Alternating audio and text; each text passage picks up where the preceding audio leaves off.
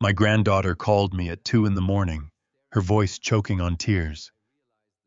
"Grandpa, help me," she sobbed into the receiver. "I am at the police station. My stepmother beat me, but she told them I attacked her. And Dad believes her, not me." When I walked through the doors of the Fourth Precinct 20 minutes later, the duty captain took one look at me and went pale. "Sir," he stammered, his eyes wide with panic, "I did not know she was calling you. If you are listening to this story, take a deep breath." What started as a seemingly typical teenage rebellion against a stepmother quickly unraveled into the most chilling, cold-blooded crime I have ever witnessed in my 40 years on the judge's bench. Never underestimate the protective instincts of a grandfather, and never cross a man who spent his entire life putting the most dangerous criminals in the country behind bars. I am William Crawford, 70 years old, a retired Superior Court judge living in the quiet suburbs of Chicago. Before I continue this story, let me know where you are watching from in the comments below. Hit like and subscribe if you have ever had to stand up for a family member when no one else would. Life after retirement was supposed to be quiet. My wife passed away a decade ago, and my world revolved around my son Matthew and his daughter Lily. Matthew is a brilliant orthopedic surgeon, a man I raised to be compassionate and fiercely intelligent. When his first wife died in a tragic car accident 4 years ago, it shattered our family. I stepped in helping Matthew raise Lily through those dark years. We were a tight-knit trio until Stephanie entered the picture. She was a luxury real estate agent who sold Matthew his new mansion in Lincoln Park. Stephanie was 32, beautiful, highly manipulative, and relentlessly charming. They married barely a year after meeting. I always kept a polite distance, giving them space to build their new life, but I never fully trusted her smiles. They never quite reached her eyes. The freezing winds of a brutal Chicago winter were howling outside my window that night. The digital clock on my nightstand glowed 2:15 when the jarring ring of my cell phone shattered the silence. I reached for it blindly expecting an emergency call from an old colleague. Instead, I heard the hyperventilating, terrified gasps of my 15-year-old granddaughter. "Grandpa," she gasped, the words tumbling out in a frantic rush. "You have to come get me. Please hurry." "Lily," I said. Sitting up instantly, my heart hammering against my ribs. "Take a deep breath." "Where are you?" "What is going on? I am at the police station," she cried, her voice echoing in what sounded like a busy hallway. "Stephanie locked me in the basement. She hurt me, Grandpa. But when the police came, she told them I was the one who attacked her with scissors. Dad is here, but he will not even look at me. He thinks I am crazy. Please come." I did not ask another question. I told her I was on my way, threw on my heavy wool coat over my clothes, and grabbed my keys. The drive from my suburban home to the Fourth Precinct downtown was a blur of adrenaline and cold rage. I pushed my car to its limits, speeding through red lights on empty intersections. Lily was a gentle, quiet girl, an honor student who spent weekends painting. The idea of her attacking anyone with a weapon was absurd. But the detail that terrified me most was Matthew. Why was my son, a fiercely protective father, refusing to listen to his own child? I slammed the brakes in front of the precinct and pushed through the heavy glass double doors into the chaotic fluorescent-lit lobby. The air smelled of stale coffee and tension. Suspects were handcuffed to metal benches while officers typed furiously at their desks. It was an environment I knew intimately, a world I had presided over for 4 decades. I walked straight toward the front desk. A rookie cop looking no older than 25 stepped into my path and held up his hand. "Hold on, sir," the rookie barked, puffing out his chest with unearned authority. "You cannot just storm in here. Take a number and wait in the seating area until your name is called." I did not break my stride. I looked him dead in the eye, my voice dangerously low. "My name is William Crawford. You have my granddaughter, Lily Crawford, in a holding room. I am here to take her home. I suggest you get out of my way before I make your commanding officer explain why you are obstructing a retired Superior Court judge." The rookie sneered, clearly not recognizing me. Look, buddy, I do not care if you are the mayor. We have protocols here. You need to step back. Before he could finish, the heavy wooden door behind the desk swung open, and the duty captain rushed out. I knew him well. Captain Miller was a seasoned veteran who had testified in my courtroom a dozen times. When his tired eyes landed on me, the color drained entirely from his face. He froze before quickly shoving the arrogant rookie aside. Judge Crawford. Captain Miller stammered, rushing around the desk to greet me. Sir, I am so incredibly sorry. I had no idea she was your granddaughter.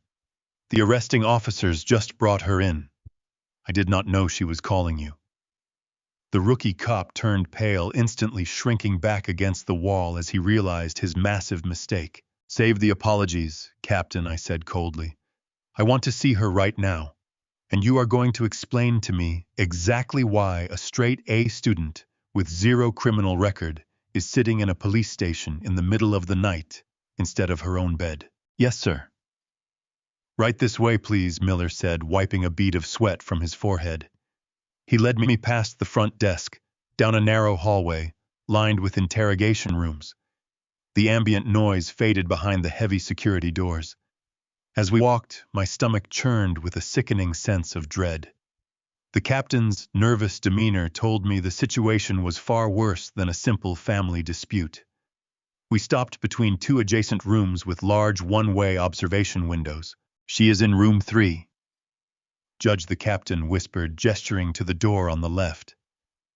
The stepmother and your son are in room 4. I turned my head to look through the thick observation glass, and the disturbing sight that instantly met my eyes made the blood in my veins run completely cold. I stood frozen in the dark, silent corridor, struggling to process the absolute nightmare unfolding before me.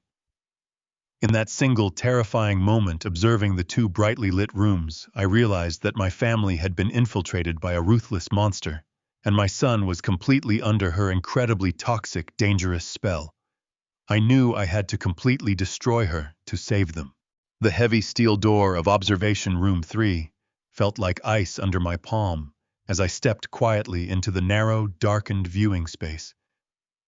Through the thick one-way glass, the harsh fluorescent lights of the interrogation room cast a sickly pale glow over everything inside. There, sitting entirely alone at a scarred metal table, was my 15-year-old granddaughter.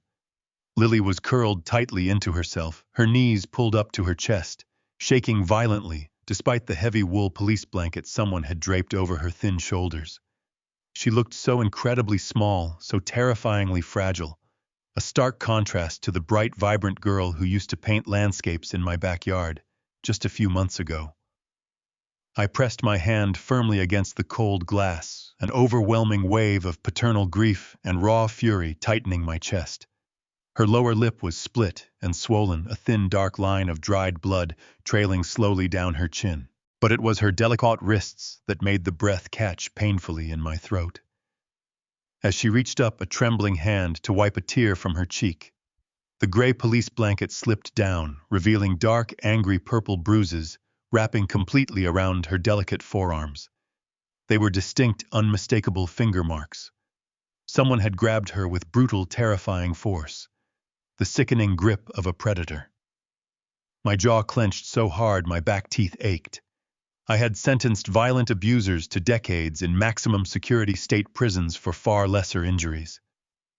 Seeing those hideous marks on my own flesh and blood ignited a primal, almost blinding rage deep within my soul. I wanted nothing more than to break down that steel door, wrap her tightly in my arms, and assure her that no one would ever lay a hand on her again. She stared blankly at the cold concrete wall, her eyes completely hollowed out by fear and sheer exhaustion, entirely stripped of the sweet innocence she possessed just hours prior. It took every ounce of judicial restraint I had carefully cultivated over 40 years not to march straight into the adjacent room and tear it apart with my bare hands. I forced myself to breathe slowly, to take a step back, to shift my focus from the traumatized victim to the ruthless perpetrators. I walked out of the viewing area for room 3, and moved slowly toward the heavy door of room 4. I stepped into the darkness of the second observation space, crossing my arms tightly over my chest as I peered intently through the thick glass. The extreme contrast between the two rooms was so sharp, so deeply revolting, that it felt exactly like a physical blow to my stomach. In this room, there was absolutely no shivering, traumatized teenager. Instead, sitting comfortably upright in a padded office chair, was Stephanie, putting on a dramatic performance that would have easily won her a dozen Academy Awards.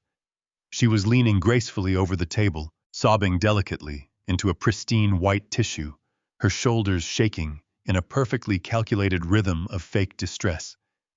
She held her left arm up high as if it were severely broken, lightly, dabbing at a superficial, barely visible scratch near her elbow.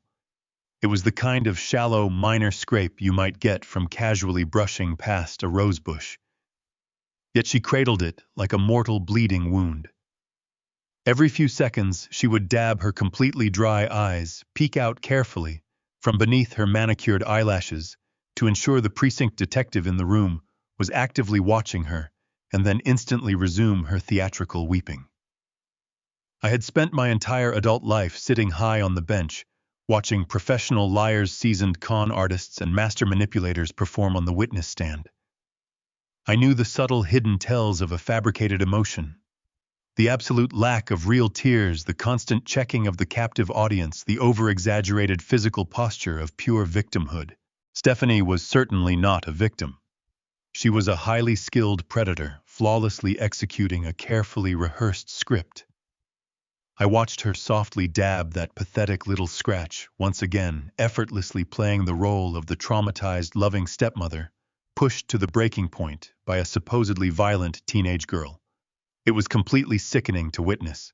She was actively weaving a complex web of lies designed to utterly destroy a 15-year-old child, and she was doing it with the cold, effortless grace of a true psychopath.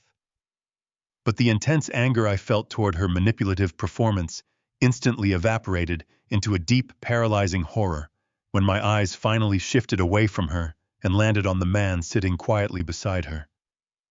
It was my own son, Matthew. I had to blink hard and take a shaky step closer to the glass, my mind rejecting the horrifying image sitting before me. This could not be my strong son. Matthew was a brilliant, highly sought-after orthopedic surgeon. I was a vigorous man who ran marathons on the weekends, who successfully operated for 14 hours straight, with steady hands and razor-sharp mental focus. The broken man sitting quietly beside Stephanie looked exactly like a walking corpse. He was slumped far forward in a cheap plastic chair, his spine curved drastically like an old tired man carrying an unbearable heavy weight on his back. His skin, usually flush with healthy color, was now a terrifying shade of ashen gray, stretched uncomfortably tight over his prominent cheekbones. Deep dark purplish circles hollowed out the space beneath his eyes, making them look completely sunken and entirely lifeless. He was staring blankly down at the dirty linoleum floor, his jaw hanging slightly slack, completely devoid of the sharp, bright intellect and vibrant physical energy that always defined him. When Stephanie let out a particularly loud, dramatic fake sob, Matthew flinched, but it was a delayed, incredibly lethargic reaction. He slowly raised his heavy arm, his hand trembling visibly, even from behind the thick glass, and gently placed it on her shoulder. He patted her back with the clumsy, uncoordinated movements of someone heavily sedated. He did not look angry at the situation. He did not look conflicted about his daughter. He looked entirely vacant, a hollow, empty shell of the strong, protective father I once knew. He was blindly comforting the deceitful woman sitting beside him, completely ignoring the horrific fact that his own beautiful daughter was bleeding and shivering alone in a cold cell just a few feet away. My old heart shattered into 1,000 jagged, broken pieces. How had I not seen this happening? I had definitely noticed he looked incredibly tired during our brief phone calls over the past few difficult months, but he had always quickly blamed it on grueling, endless hospital shifts. I had believed him completely. I had foolishly trusted his easy excuses because he was a highly respected medical doctor. But what I was seeing tonight was absolutely not normal fatigue. This was profound, systemic physical deterioration. He looked exactly as though a toxic poison was slowly eating away at him from the inside out, ruthlessly stripping him of his brilliant mind, his physical vitality, and his natural protective parental instincts. Captain Miller gently touched my shoulder, pulling me away from the thick observation glass. His face was grim, heavily etched with the kind of deep exhaustion that only decades in law enforcement can bring. He cleared his throat nervously before speaking. "Judge Crawford," he began, his voice dropping to a low, respectful whisper. "The arresting officers responded to a frantic domestic disturbance call at your son's residence. The stepmother claims that Lily experienced a violent, unprovoked, psychotic episode. She stated that Lily threatened her life and aggressively attacked her. The charge they are processing right now is aggravated assault with a deadly weapon against a family member. The weapon in question is a pair of heavy gardening scissors." I turned to look at the seasoned captain, my mind struggling to process the sheer absurdity of the horrific words leaving his mouth. Aggravated assault with a deadly weapon. It was a charge designed for hardened, violent criminals, not a sensitive 15-year-old girl who spent her weekends painting watercolor landscapes and volunteering at the local animal shelter. I took a deep breath, forcing my voice to remain perfectly level and terrifyingly calm. "Captain," I said, maintaining unyielding eye contact, "you and I both know that my granddaughter is not a violent criminal. I am going into that room right now, and I am going to speak with her alone. There will be no precinct detectives present. There will be no recorded interrogation. I am acting as her legal counsel and her guardian." Captain Miller simply nodded silently, stepping aside and gesturing toward the heavy steel door. He knew better than to argue with a man who had dedicated his entire life to dismantling false narratives in a court of law. I gripped the cold metal handle, pushed the heavy door open, and stepped into the stark, freezing interrogation room. The heavy door clicked shut behind me, completely sealing us off from the noisy, chaotic precinct outside. Lily flinched violently at the sound of the door closing, pulling the gray police blanket tighter around her fragile, trembling shoulders. When her tear-filled eyes finally looked up and met mine, a heartbreaking sob escaped her bruised lips. "Grandpa," she cried out, her voice cracking with raw, unfiltered agony.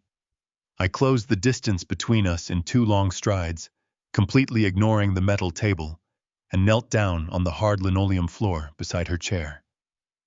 I wrapped my arms securely around her shaking body, pulling her into a tight, protective embrace. "I am right here, sweetheart," I whispered softly, gently stroking her tangled dark hair. "You are safe now. No one is going to hurt you ever again, I promise you that." She buried her face into my heavy wool coat, sobbing uncontrollably. I held her for a long time, patiently letting her release the immense, terrifying pressure of the night. I could feel the rapid, frantic beating of her small heart against my chest. As she slowly began to calm down, I gently pulled back and looked directly into her swollen, bloodshot eyes. I carefully took her small, bruised hands in mine, making sure not to press on the dark purple finger marks wrapping completely around her delicate wrists. "Lily, I need you to look at me," I said, keeping my voice incredibly calm, steady, and full of unconditional love. "I know you did not attack anyone.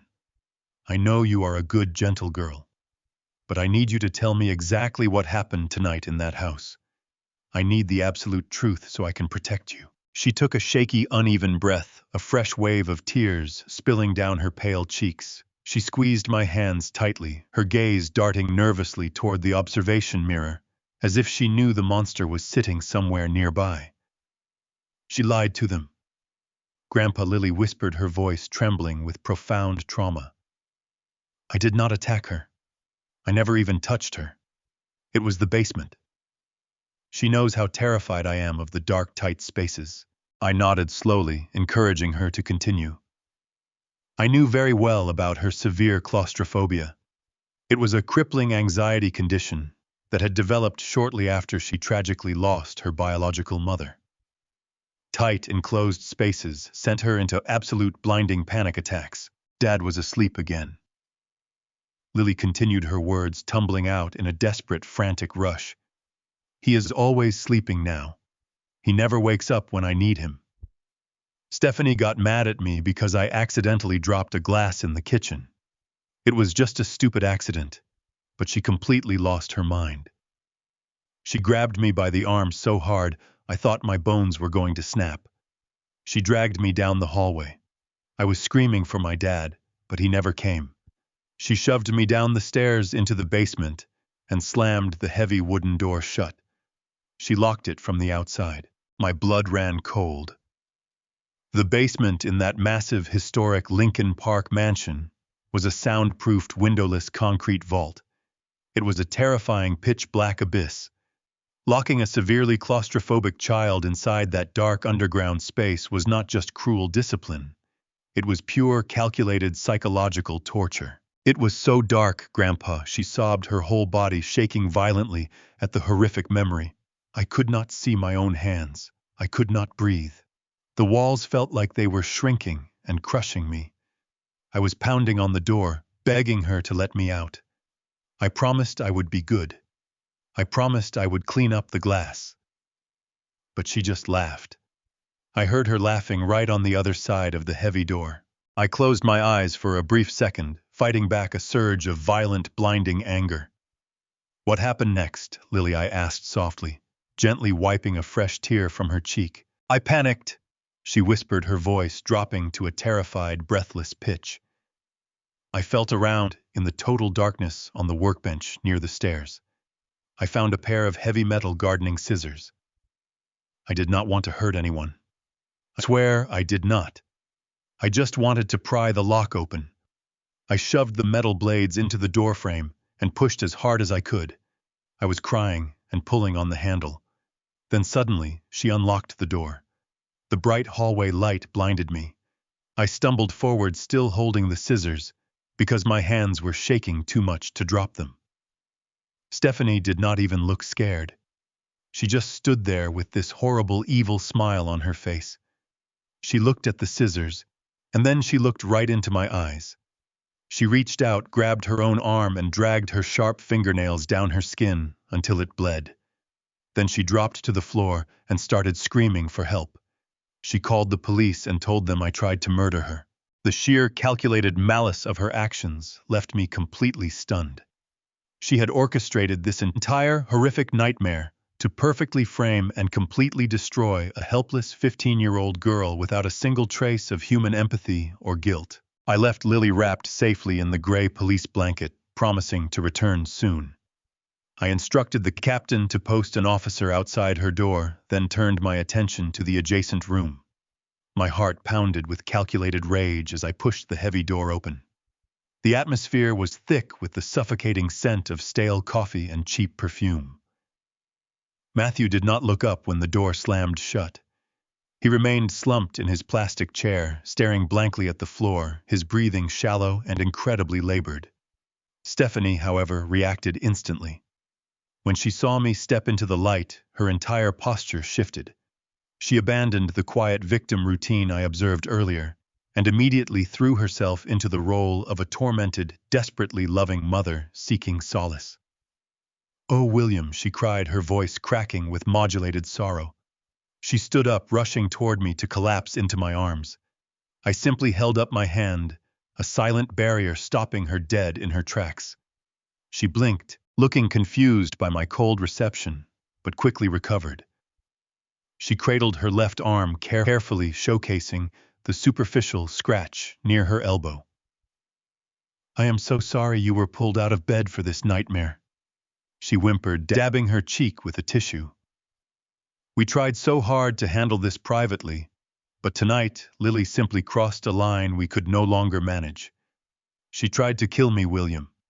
She genuinely tried to kill me." I kept my expression entirely neutral, folding my arms across my coat. I stared at her, allowing the deafening silence to stretch on for an uncomfortable amount of time. I spent decades presiding over criminal trials, knowing that silence was often the most effective weapon against a liar. People like Stephanie hate silence. It forces them to fill the void, inevitably making them overplay their hand. When I refused to offer comforting words, she cleared her throat and launched directly into her carefully constructed narrative. "You must understand how difficult these past few months have been for us," Stephanie began, her voice trembling with manufactured grief. "We have been trying to protect Lily from her own destructive actions. Since the tragic anniversary of her mother's death, she has been spiraling out of control. It started with minor behavioral issues, skipping classes and hiding in her room. Then she fell in with a horrible crowd at school. Troubled kids. They introduced her to drugs. William, we found marijuana hidden in her backpack last month, and we strongly suspect she is experimenting with harder synthetic substances." She paused, glancing down at Matthew for confirmation.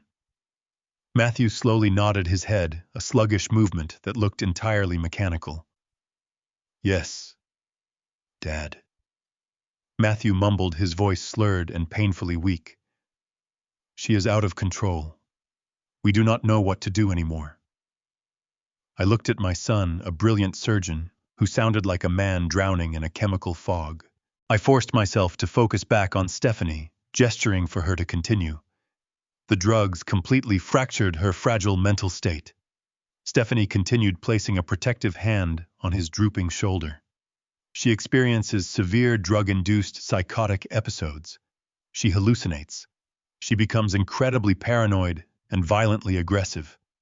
We live in absolute terror, walking on eggshells in our own home. We did not want to burden you with this dark secret because we know how much you adore her.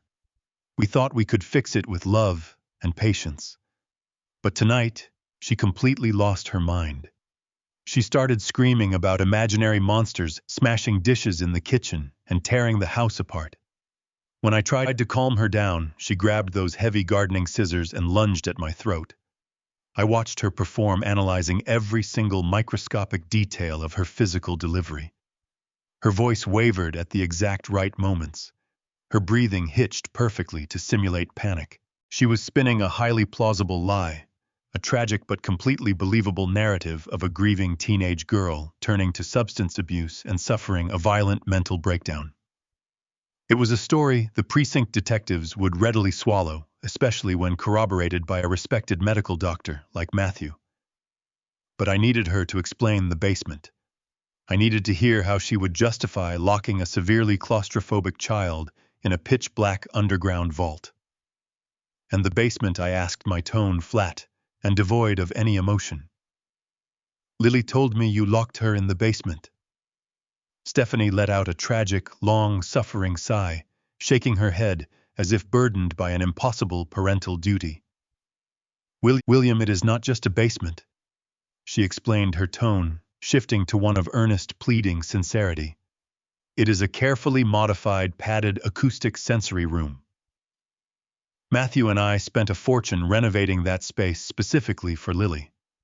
When she suffers these violent psychotic breaks, she becomes a massive danger to herself and to us. We cannot simply let her run into the streets or destroy the house. The sensory room is designed to completely isolate her from stimulating triggers. It is soundproofed and safe. We only placed her in there tonight to give her a chance to calm down and detox from whatever substance she had taken. We were trying to protect her from hurting herself. We only locked the door because she was wildly wielding a deadly weapon." She looked up at me, offering a fragile, trembling smile of utter exhaustion.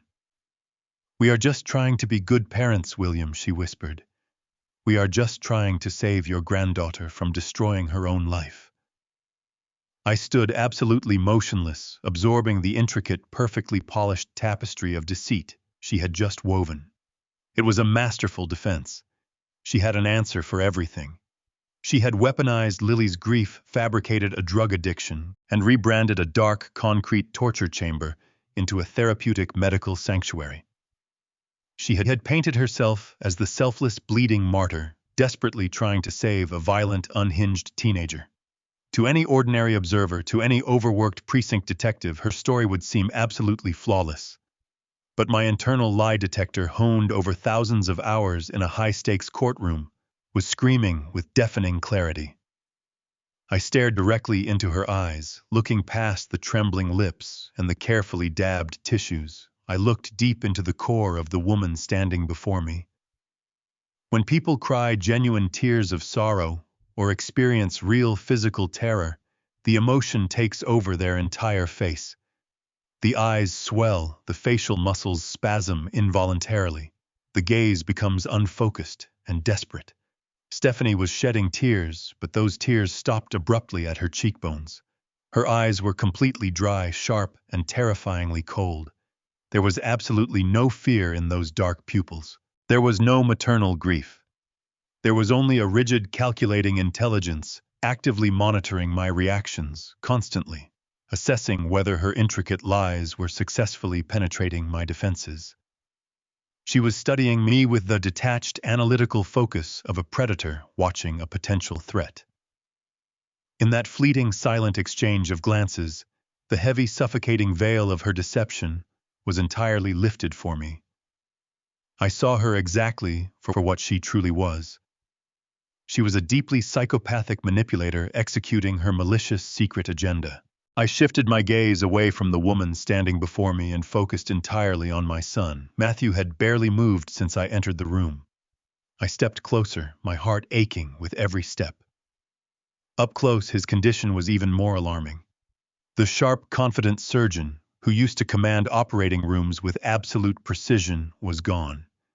He looked like a man wading through a thick, invisible swamp. "Matthew," I said softly, crouching down slightly to catch his eye. "Do you hear what she is saying about your daughter? Do you understand what has happened tonight?" Matthew blinked slowly, as if my words had to travel a great distance to reach his brain. He wet his dry, cracked lips and let out a long, ragged exhale. "Dad," he muttered, his speech thick and heavily slurred. "You do not see what it is like at home. Stephanie is trying.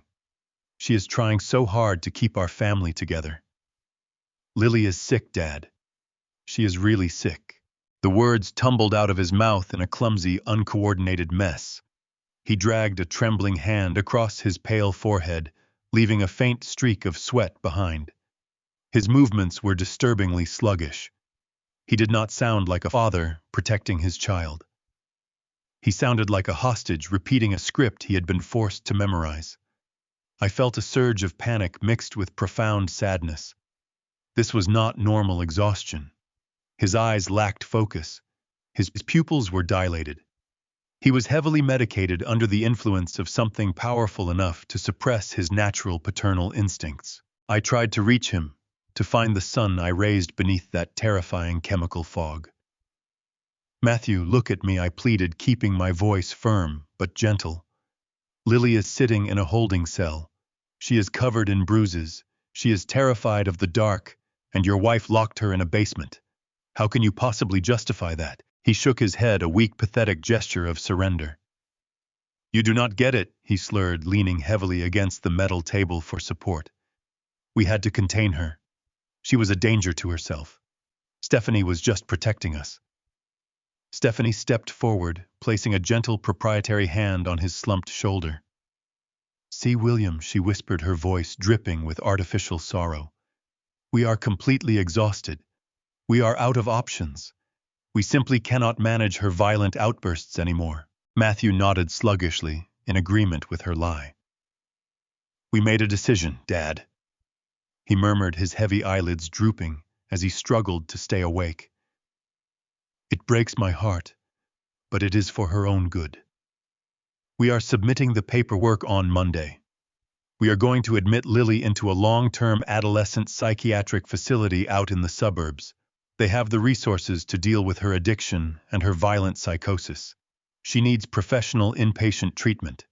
We just cannot keep her in the house anymore." The words hit me like a physical blow to the chest. A long-term psychiatric facility. They were planning to lock a perfectly sane, grieving 15-year-old girl inside a mental institution. The thought of it was completely unbearable to me. Once a minor is involuntarily committed under those pretenses, extracting them becomes a massive, agonizing legal nightmare. They would pump her full of real antipsychotic drugs. They would destroy her future, her mind, and her spirit. And they were going to do it in less than 48 hours. I looked at Matthew, trying to find a trace of hesitation, but there was none. He was completely detached from the horrific reality of his own words. He truly believed he was doing the right thing, his mind so entirely warped by whatever substance was currently poisoning his system. I realized then that arguing with him was completely useless. I had to change my tactics immediately.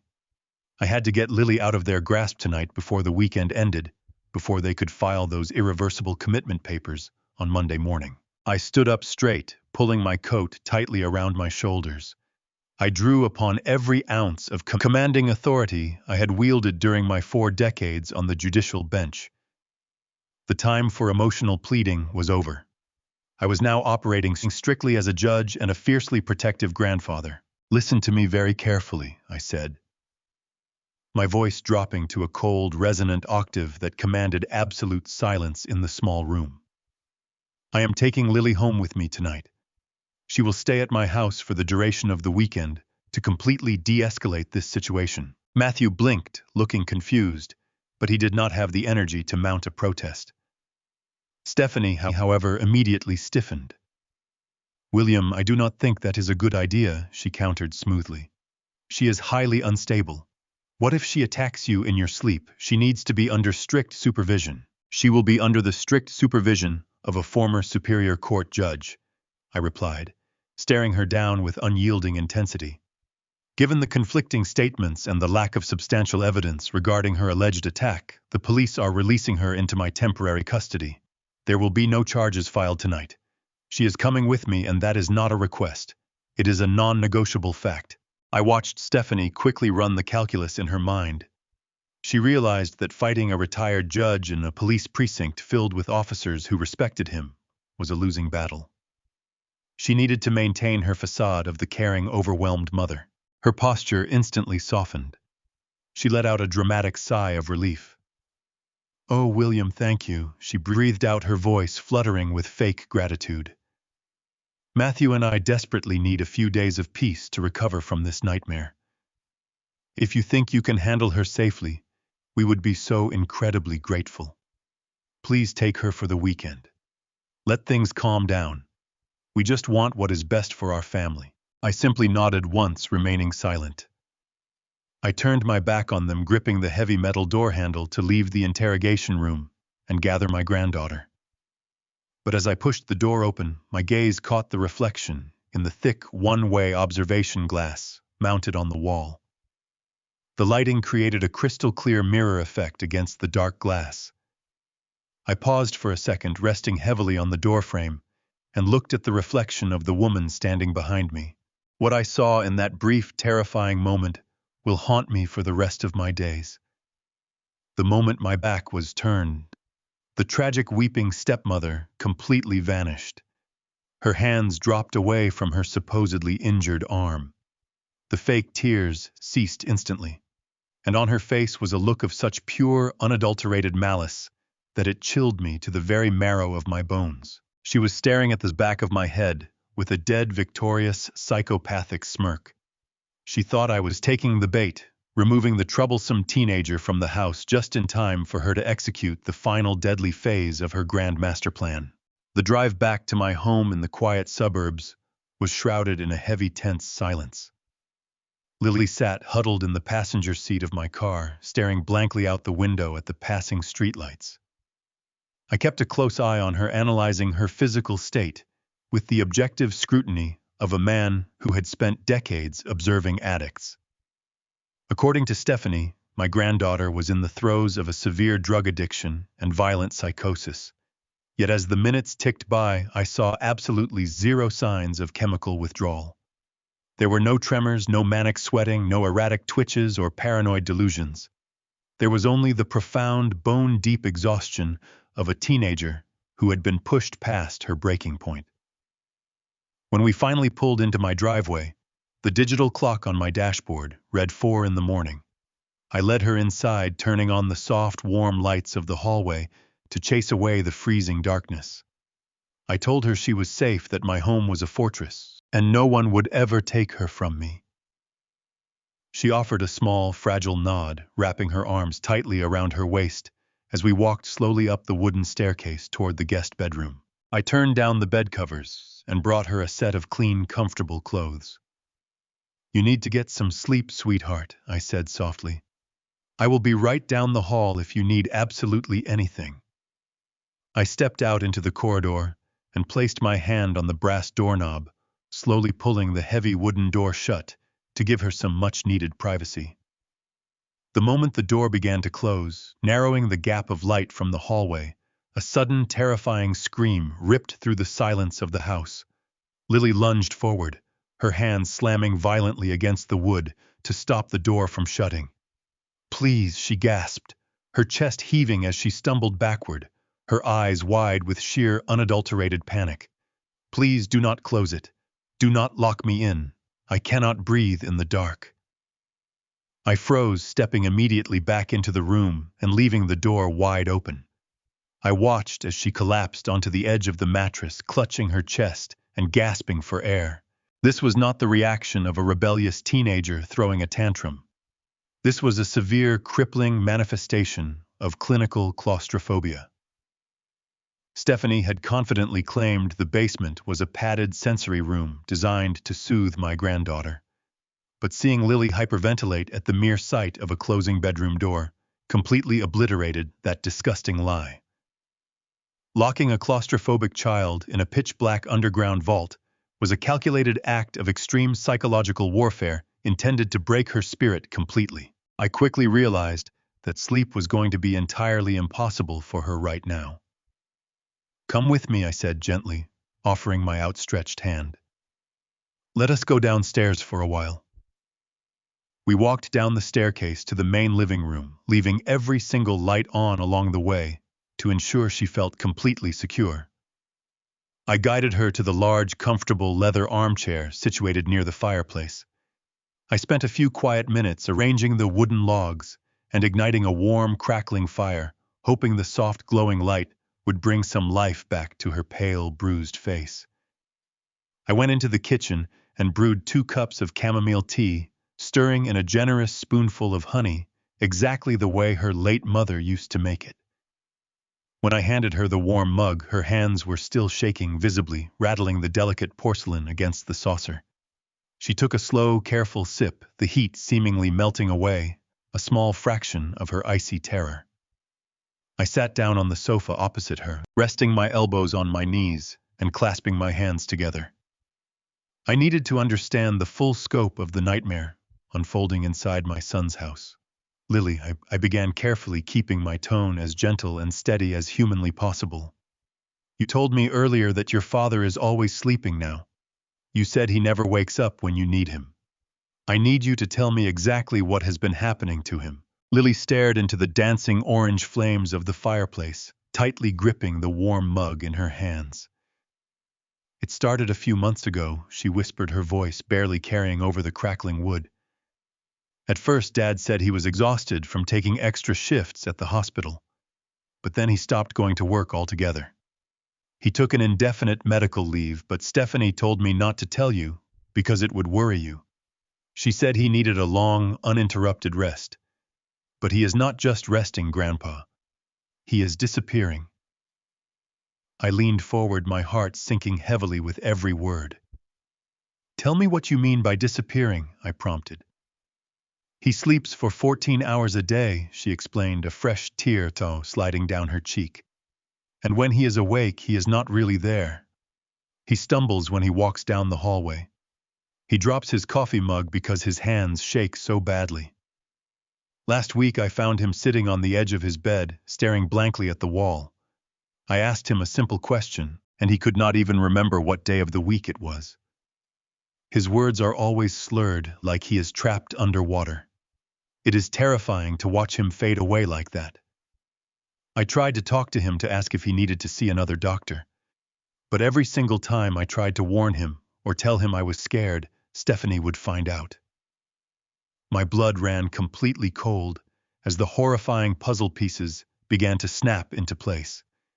"And what did Stephanie do when you tried to warn him?"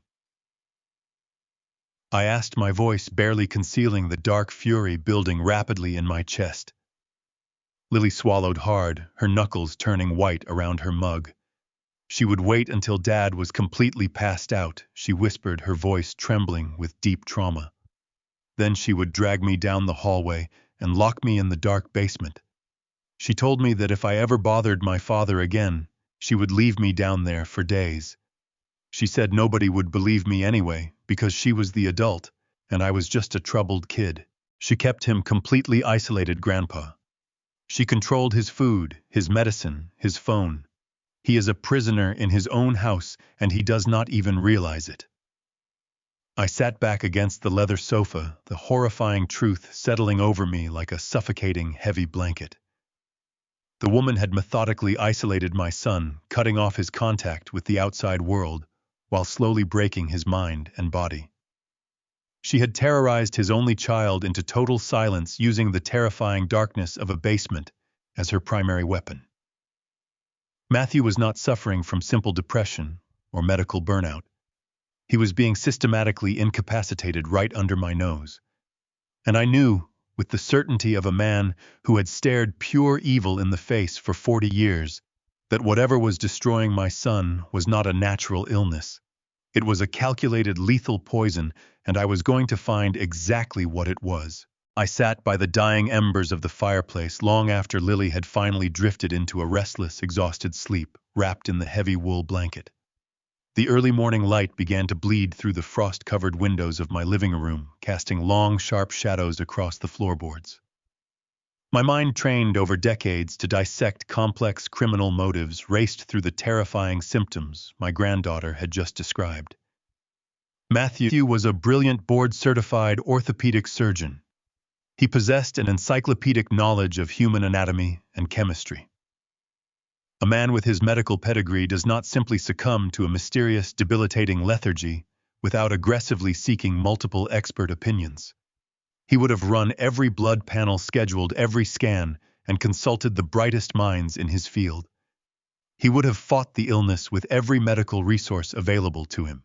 The only logical reason a doctor of his extraordinary caliber would willingly waste away in a darkened bedroom, entirely detached from reality, was if his cognitive functions were being systematically and intentionally suppressed. He was being kept in a highly controlled state of chemical compliance. In every single criminal case I had ever presided over during my 40 years on the bench, from petty theft to organized crime behavior, this methodical and patient always pointed to one universal motive: money. Stephanie was a former luxury real estate agent, a fiercely ambitious woman who built her entire career on evaluating high-value assets, identifying structural vulnerabilities, and closing incredibly lucrative deals. She had absolutely not married my son for love or companionship. She had married a highly profitable financial portfolio, and now she was actively executing a completely hostile takeover from the inside out.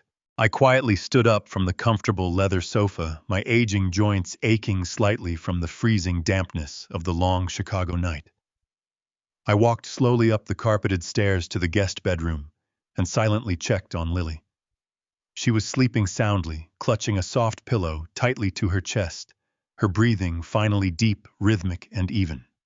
I backed out of the room and engaged the advanced security system on my house, ensuring that not a single door or window could be breached without triggering a massive immediate police response. I left a reassuring handwritten note on the granite kitchen counter for her, stating I had stepped out for a brief morning meeting and would return long before she woke up. I walked out into the freezing morning air, the biting, icy wind whipping aggressively against my heavy wool coat, and climbed into my car. The massive, sprawling city was just beginning to wake up, the dark streets slick with a fresh layer of gray slush and melting ice. I gripped the steering wheel tightly, navigating the slippery roads as I steered my vehicle toward the towering glass and steel skyscrapers of the downtown financial district. I did not need to guess where the bulk of the money was kept. When Matthew's first wife tragically passed away, leaving a massive void in our lives, I had personally overseen the careful creation of an ironclad trust fund for my granddaughter. It was a highly substantial estate valued at exactly $10 million, specifically designed to provide for her education, her ultimate security, and her permanent future. As the founding guarantor of that specific trust, I maintained absolute legal authority to audit the accounts at any given time. I needed to see exactly what Stephanie was trying to steal. I pulled directly into the private, heavily guarded underground parking garage of a highly exclusive wealth management firm located on the 42nd floor of a prominent downtown high-rise. During my extensive tenure as a superior court judge, I had carefully cultivated deep, enduring relationships with some of the most powerful, influential individuals in the city.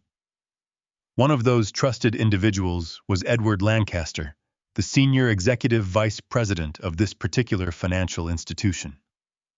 Edward was a meticulous, fiercely loyal man who valued absolute discretion and professional integrity above all else. I had called him on his private encrypted line while driving, waking him up long before dawn, and demanding a clandestine meeting before the bank officially opened its heavy glass doors to the public. When the polished mahogany elevator doors slid open silently, Edward was already standing in the dimly lit marble foyer waiting for me. He wore a perfectly tailored dark suit, his face lined with deep concern and quiet apprehension. He knew perfectly well that I would never demand a secret meeting at 6 in the morning unless it was a matter of absolute life and death. He shook my hand firmly, leading me silently down a long, quiet corridor into a highly secure, soundproof conference room. There were no assistants present to greet us. There was no polite coffee service offered. We sat down facing each other at the heavy oak table, the sprawling, glorious skyline of Chicago completely visible through the massive floor-to-ceiling windows behind his chair. Edward did not offer any empty pleasantries or casual conversation.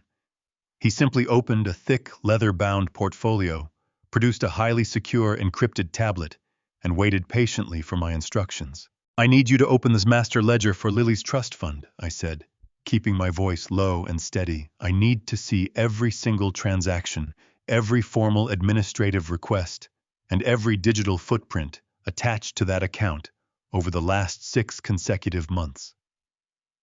Edward typed a series of security codes into his tablet, his eyes scanning the encrypted data as it rapidly populated the screen. I watched his expression carefully, looking for any sign of trouble. As a seasoned financial executive, he was professionally trained to remain entirely stoic, but I saw a faint flicker of hesitation cross his disciplined features. He slowly turned the screen toward me, pushing the heavy tablet across the polished wooden table. "William," he began, his tone incredibly cautious, quiet, and deeply measured. "As the founding guarantor, you have the absolute legal right to view this information. However, you should know right now that there has been a highly unusual, completely unprecedented flurry of administrative activity regarding this specific account over the past 3 weeks." My heart slammed violently against my ribs.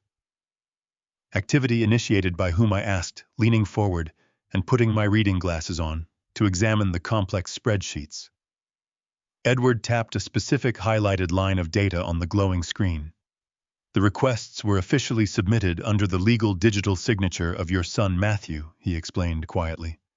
"But the corresponding communication, the endless emails, the recorded phone calls, and the aggressive demanding follow-ups with our legal department were all exclusively handled by his wife, Stephanie.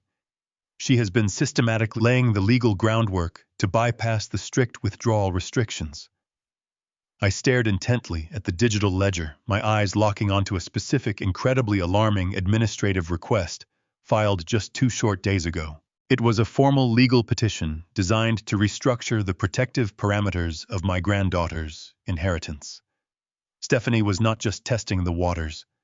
She was preparing to drain the massive vault entirely to steal everything that rightfully belonged to my innocent granddaughter. I stared intently at the digital ledger, my eyes locking onto a specific, incredibly alarming administrative request filed just 2 short days ago.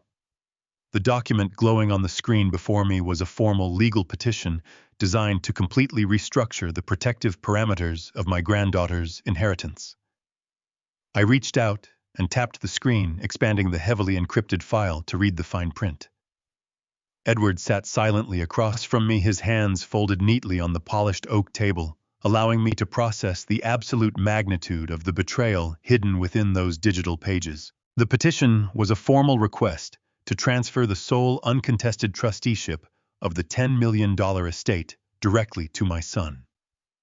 Under normal circumstances, the trust was ironclad, deliberately designed to remain inaccessible until Lily reached the age of 25, ensuring her education and future were completely insulated from any external financial pressures.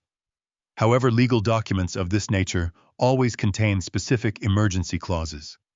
My late daughter-in-law had insisted on including a medical emergency provision.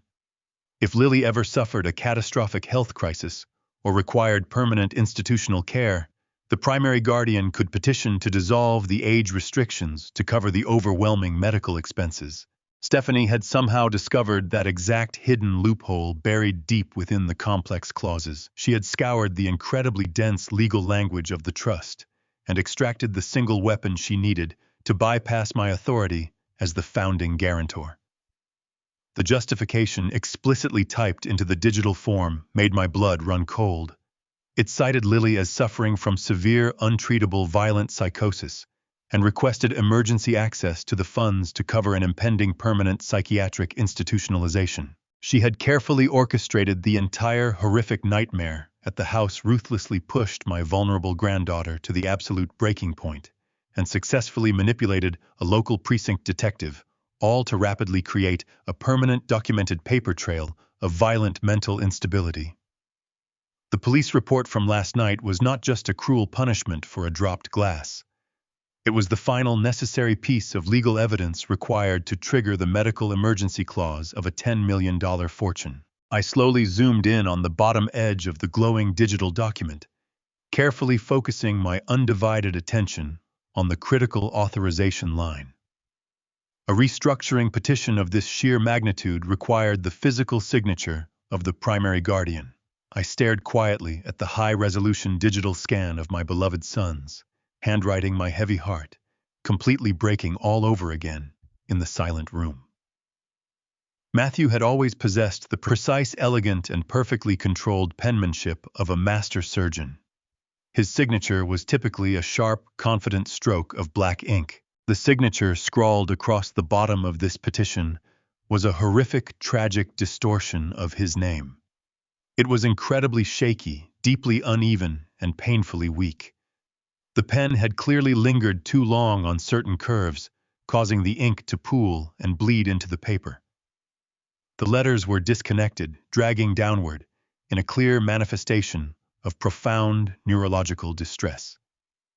It was the signature of a man who could barely hold a pen, let alone comprehend the dense, life-altering legal document placed in front of him.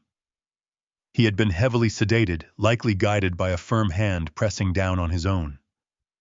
Stephanie had propped him up just long enough to extract his signature before letting him sink back into the toxic chemical fog she was feeding him. I slowly took off my reading glasses and placed them on the table, rubbing the bridge of my nose as the complete, terrifying scope of her grand master plan fully materialized in my mind.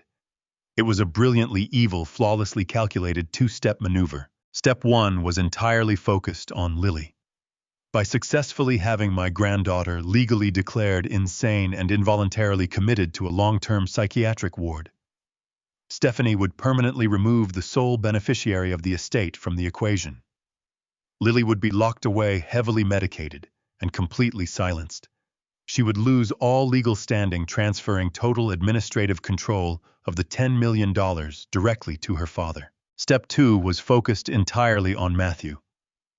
I thought back to his gray, sunken face in the interrogation room, the way his shoulders slumped, the terrifyingly vacant look in his eyes. Stephanie was actively poisoning him. She was feeding him something that systematically destroyed his cognitive abilities while mimicking the rapid onset of severe neurological decline. Once the $10 million was successfully transferred into a joint account under his control, Matthew would suddenly and tragically suffer a catastrophic medical emergency, perhaps a massive stroke or total organ failure. With Matthew legally incapacitated or tragically deceased, control of his entire financial portfolio would automatically default to his next of kin. It would default to his legal spouse, the woman holding his general power of attorney. Stephanie. She was not just attempting to steal from my granddaughter. She was methodically removing every single human obstacle standing between her and $25 million in combined assets. She planned to lock an innocent 15-year-old girl in a mental asylum for the rest of her life, and she planned to murder my son to inherit his wealth. She was sitting in my son's house right now, playing the role of the devoted, tragic wife, knowing she was exactly one signature and a few short days away from executing the perfect, untraceable crime. The sheer scale of her psychopathy was almost difficult to comprehend. She had weaponized the medical system, the legal system, and the police department simultaneously. She was banking entirely on the assumption that a grieving family would simply accept the tragic deterioration of a hard-working surgeon and the sad mental decline of a traumatized teenager. She had calculated every single variable, manipulated every emotion, and covered almost every track. But she had made one massive, fatal miscalculation. She had drastically underestimated the fierce, unrelenting instincts of a veteran judge. She had foolishly assumed I was just a tired old man who would blindly accept her sweet, tearful lies and quietly step aside. I looked across the table at Edward. His face was pale, his hands resting perfectly still. He did not need to ask what I was thinking. The grim reality of the situation was hanging heavily in the silent, soundproof air between us. William, Edward said softly, breaking the heavy silence. The petition was filed late Friday afternoon because of the sheer size of the trust and the complexity of the medical emergency clause. Our legal compliance team placed a mandatory 72-hour hold on the transfer. That hold expires on Monday morning at exactly 9. If we do not intervene with a formal legal injunction before then, the funds will automatically clear into an external account controlled entirely by your son and his wife. I checked my watch. It was currently 6:30 on Saturday morning. I had exactly 48 hours to completely dismantle a meticulously planned murder and financial heist.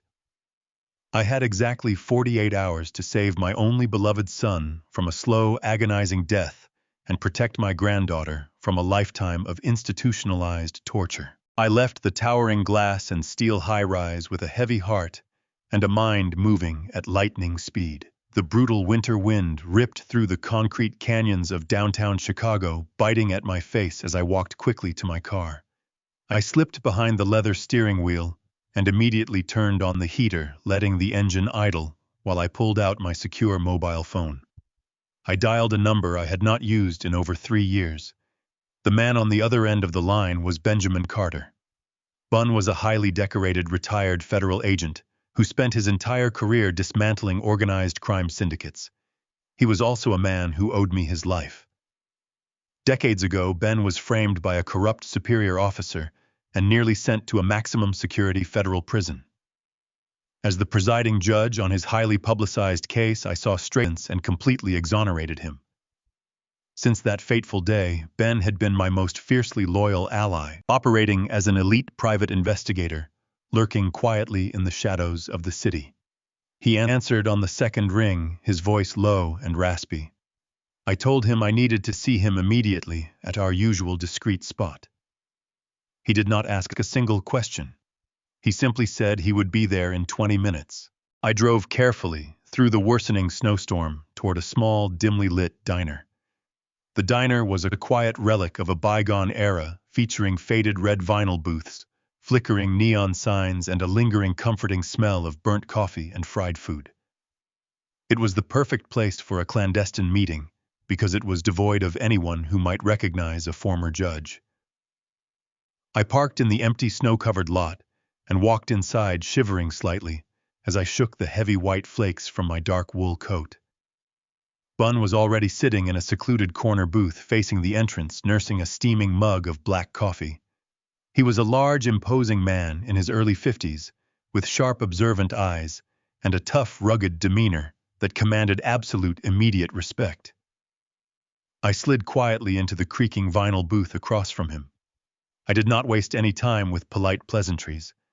I laid out the entire horrifying situation from beginning to end, detailing the shocking scene at the police station. The traumatized girl locked in a claustrophobic basement, the rapid toxic deterioration of my only son, and the imminent total theft of a massive $10 million trust fund. Ben listened to me in total stoic silence, his strong jaw clenching tighter with every sickening detail I revealed about Stephanie and her ruthless manipulations. When I finally finished speaking, he took a slow, deliberate sip of his dark coffee and placed the thick ceramic mug firmly on the scratched wooden table.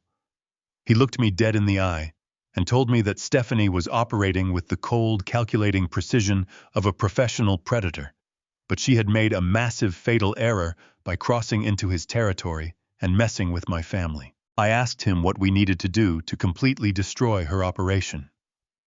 Ben leaned forward and meticulously outlined a highly aggressive, deeply covert infiltration plan. We needed irrefutable, concrete physical proof of her ongoing criminal actions before Monday morning arrived.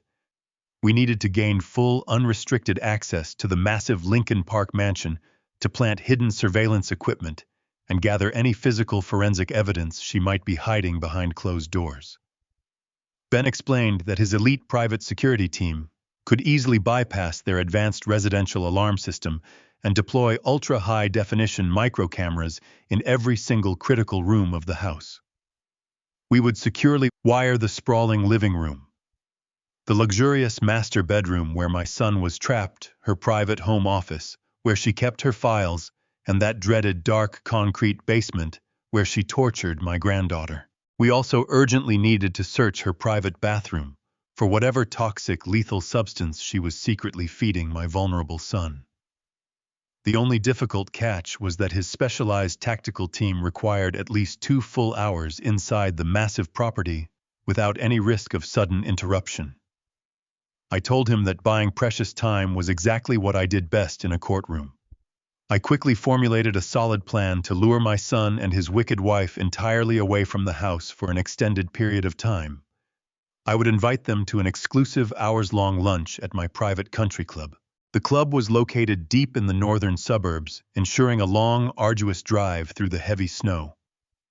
More importantly, it had a strict no-cell phone policy within the main dining room, which meant Stephanie would be cut off from any security alerts her smart home system might try to send to her device while we were eating.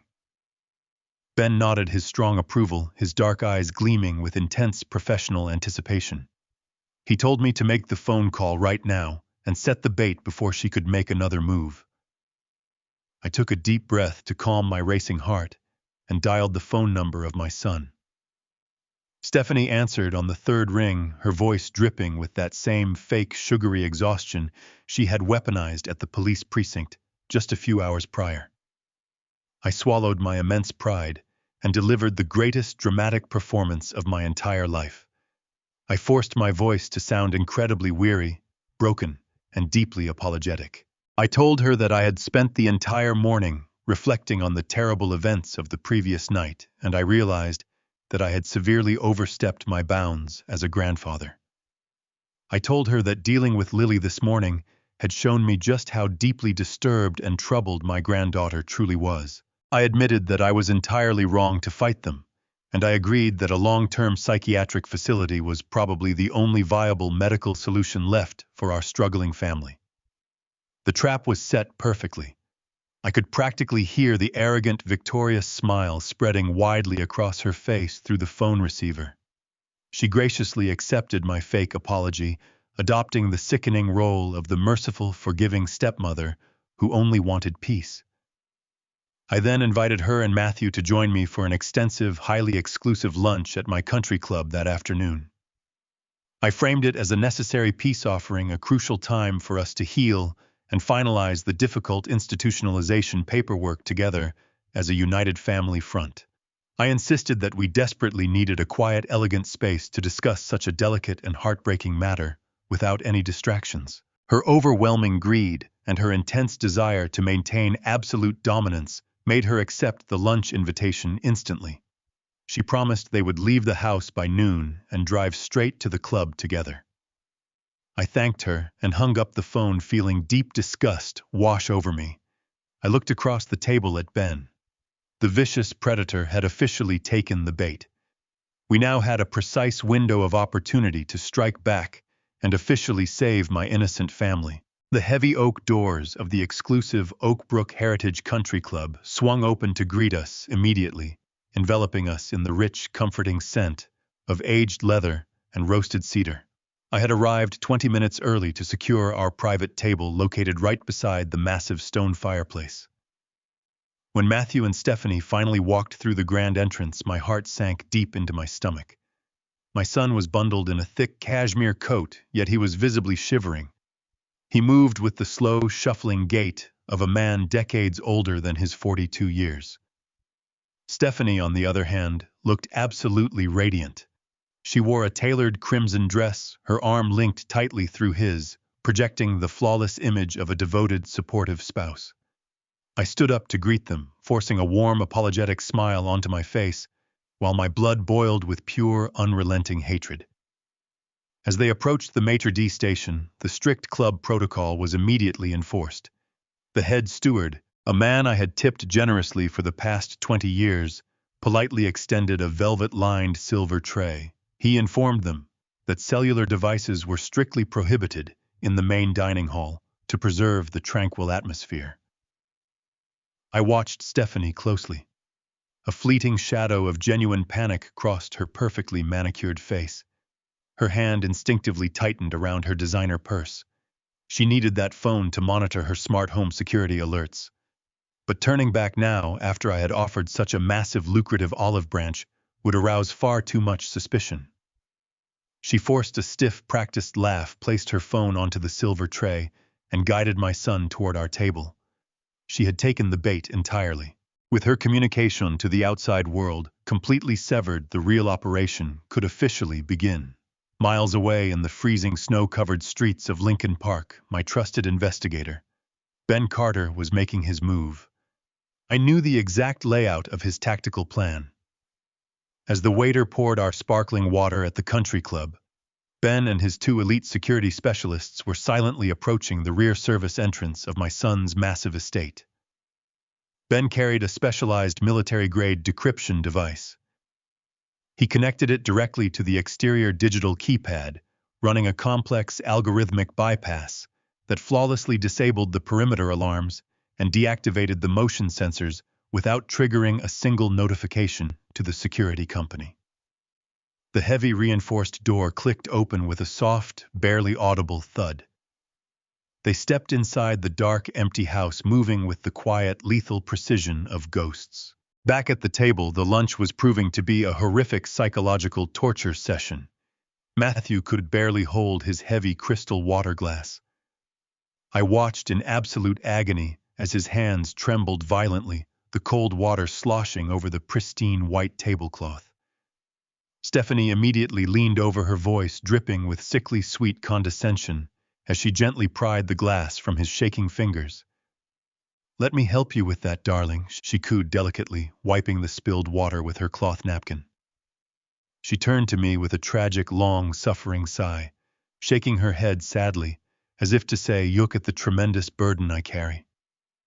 When the waiter arrived to take our orders, she did not even allow my son to speak. She swiftly ordered a light vegetable broth for him, claiming his fragile stomach could not handle anything richer. He simply stared blankly at the roaring fireplace, his eyes glazed and vacant, completely surrendering his bodily autonomy to the woman slowly poisoning him to death. I swallowed my intense disgust, playing my designated role to perfection. I lowered my head, staring contritely at my porcelain plate, and offered a long, deeply emotional apology for my aggressive behavior at the police station. I told her I was just a frightened, foolish old man who did not understand the severe complexity of teenage mental illness. She soaked up my submission like a parched sponge, completely unaware that a team of professionals was currently dismantling her empire of lies. While she sat there gloating over her expensive salad, Ben was systematically securing the first floor of her mansion. He moved swiftly into the sprawling, impeccably decorated living room. Using a modified drill that made absolutely no sound, his team embedded a microscopic high-definition camera directly inside the ornate crown molding right above the television set. It provided a sweeping, unobstructed view of the entire room. From there, they moved quickly into Stephanie's private home office. This was her primary command center.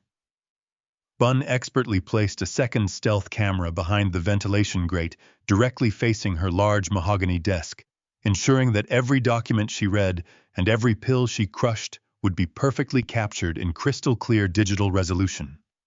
They worked in complete disciplined silence, communicating only through subtle hand gestures as the precious minutes ticked by. I kept the conversation at the club moving at a slow, agonizingly deliberate pace, ordering a second course and asking extensive detailed questions about the psychiatric facility they had supposedly researched for Lily. Stephanie eagerly described the bleak, restrictive institution as a wonderful, healing sanctuary. Every word out of her mouth was a carefully calculated lie designed to secure her absolute control over my granddaughter's massive $10 million trust fund. I nodded sympathetically, offering to pay for the initial deposit out of my own pocket, feeding her insatiable greed to keep her firmly anchored to her padded dining chair.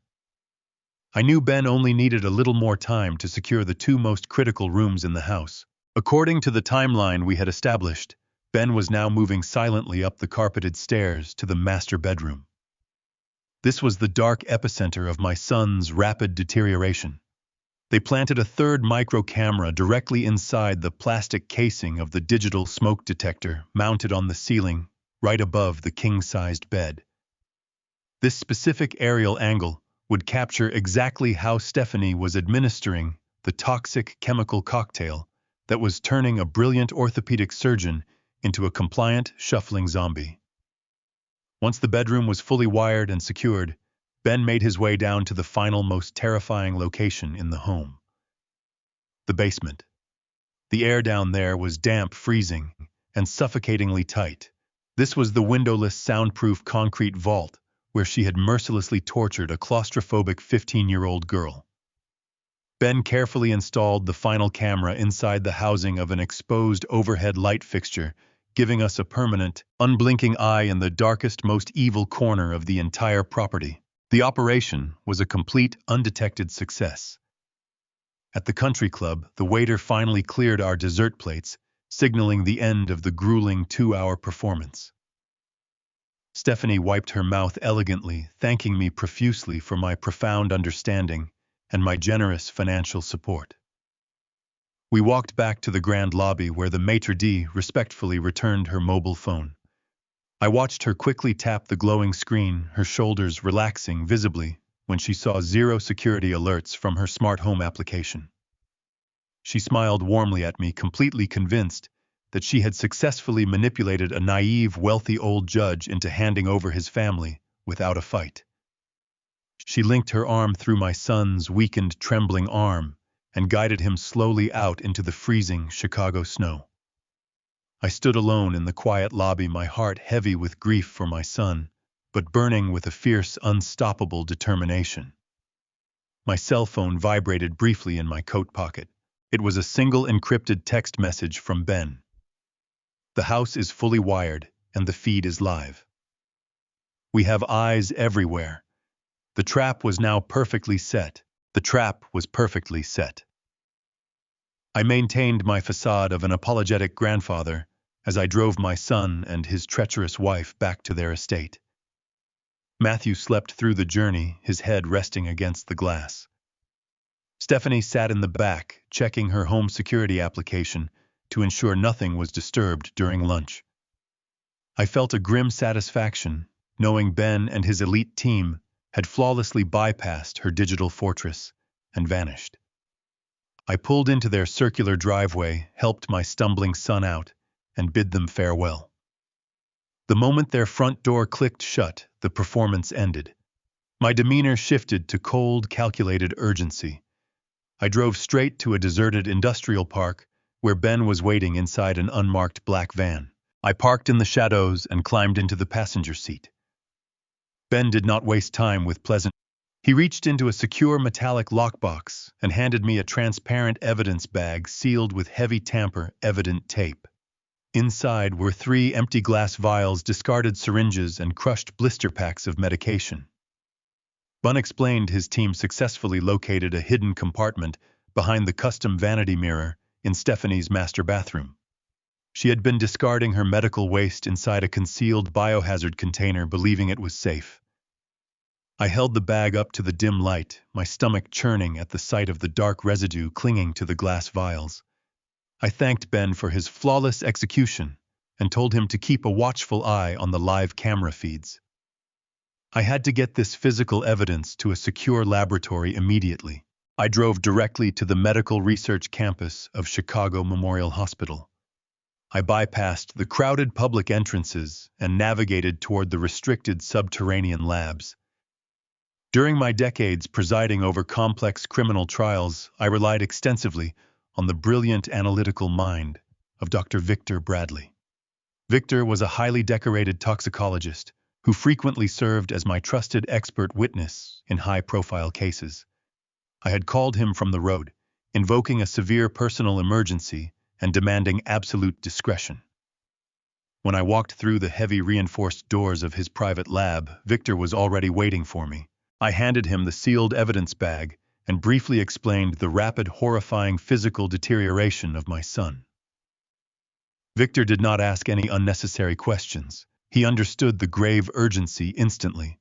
He took the plastic bag over to a stainless steel table and carefully extracted the discarded vials using sterilized tweezers. I stood quietly in the corner of the sterile room, crossing my arms tightly over my chest to suppress my trembling. The agonizing wait felt like an eternity.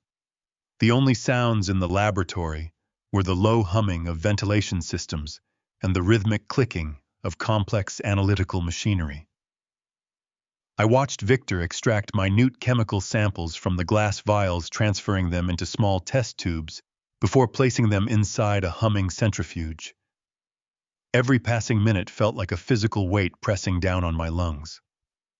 I paced across the white-tiled floor, replaying the horrifying image of my son slumped lifelessly in that interrogation chair. After nearly 2 grueling hours of agonizing silence, the primary analytical machine finally emitted a sharp, digital chime.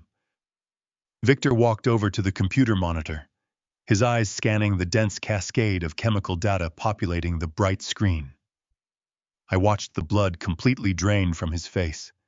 He removed his protective glasses, letting out a long, trembling exhale before turning to face me. The profound sorrow in his eyes told me everything I needed to know before he even spoke. "William," he began, his voice barely a whisper echoing in the sterile room. "I have analyzed the chemical residue inside these vials, and I need you to prepare yourself for what I am about to tell you." He pointed a shaking finger at the digital chart on the monitor. The primary substance inside these discarded vials is a highly concentrated synthetic formulation of a potent sedative called lorazepam. It is a powerful, fast-acting benzodiazepine designed to completely suppress the central nervous system. It explains your son's severe lethargy and heavily slurred speech. But the sedative is only the delivery mechanism for something far more sinister. I took a slow, shaky step toward the stainless steel table, bracing my hands against the cold metal edge. "Tell me what else is in those vials, Victor," I demanded, my voice dropping to a dark, resonant octave. He took a deep breath and looked me dead in the eye.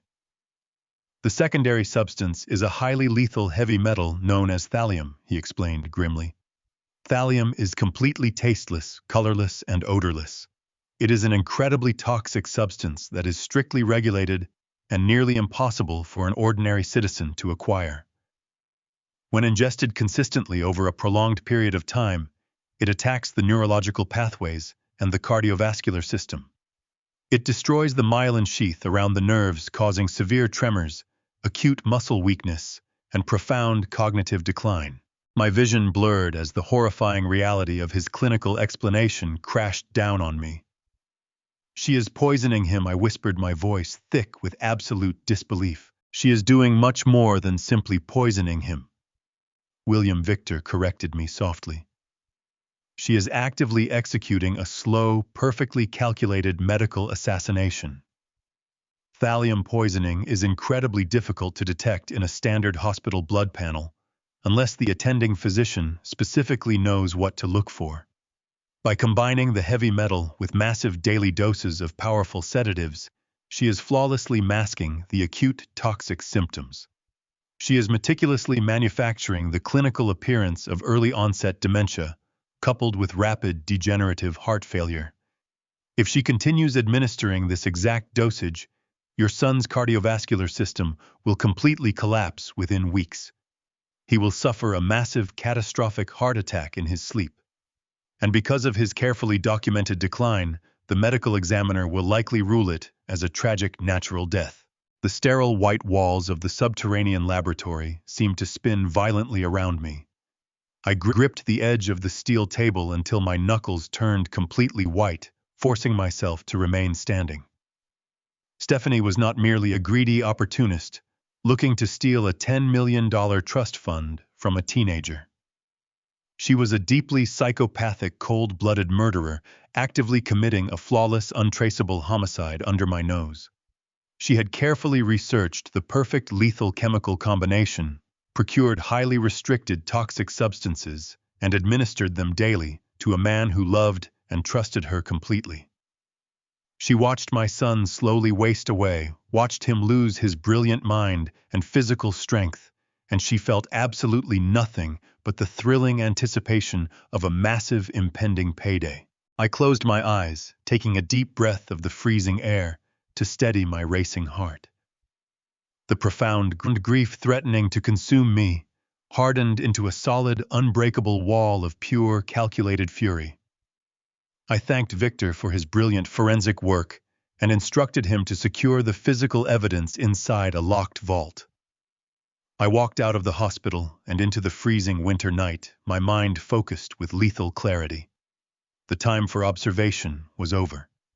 It was time to destroy her. 3 agonizing days had passed since I left that subterranean hospital laboratory, with the horrifying truth burning in my mind. 3 days of forcing myself to play the compliant grandfather while a lethal timer ticked down on my son's life. I had completely retreated into the heavy oak walls of my private study, locking the wooden door behind me. I had successfully transformed my peaceful sanctuary into a dark, secure surveillance command center. 4 extremely large, high-resolution monitors dominated my mahogany desk, casting a harsh, pale, bluish glow across the room. Each glowing screen displayed a continuous, crystal-clear live video feed directly from the hidden micro-cameras Ben and his tactical team had successfully planted inside the Lincoln Park mansion. I sat rigidly in my leather chair, surrounded by the darkness of my study, watching the quiet, terrifying domestic horror film unfold in real time. My sharp legal mind knew that knowing the truth and proving the truth in court were 2 entirely different battles. I possessed the forensic toxicology report, but any smart defense attorney could easily argue that Matthew was self-medicating or that an employee had tampered with his food. I needed irrefutable high-definition visual evidence of Stephanie actively administering the lethal chemical cocktail to my son. I absolutely needed to watch her commit the horrific crime. The emotional toll of sitting in that dark room and watching my son slowly deteriorate was just absolutely staggering. It was a unique, agonizing form of psychological torture that threatened to break my spirit entirely. I watched the live feeds with the unblinking focus of a seasoned predator waiting for the perfect moment to strike. I saw Lily walking cautiously through the living room, keeping her head down, completely terrified of making any noise that might trigger the wrath of her wicked stepmother. She moved like a fragile ghost. I saw Matthew shuffling aimlessly through the hallways, his shoulders slumped, his eyes completely vacant, looking like a hollow phantom haunting his own home. And then there was Stephanie. She moved through the luxurious house with the arrogant grace of a queen surveying her conquered territory. She spent hours in her private office organizing financial documents, highlighting clauses in real estate portfolios, and drafting preliminary emails to high-end asset liquidators. She was actively preparing to sell off my son's entire estate the moment his heart finally gave out, showing absolutely zero human empathy. It happened on the morning of the third day. The digital clock on my primary monitor read exactly 7:15. The camera mounted discreetly above the master bedroom captured Stephanie emerging from her private bathroom. She was dressed in a pristine white silk robe, looking vibrant and well-rested. Matthew was already awake, sitting heavily on the edge of the large king-sized bed. He was hunched over his elbows, resting on his knees, his face buried deeply in his trembling hands. He looked utterly defeated, unable to summon the physical strength to even stand up. Stephanie walked casually over to a small coffee station set up in the corner of the bedroom suite. She poured a steaming cup of black coffee from the silver carafe. Then she turned her back slightly toward the doorway, blocking the view from anyone who might be standing in the hall. But she could not block the aerial view of the micro camera hidden inside the ceiling smoke detector.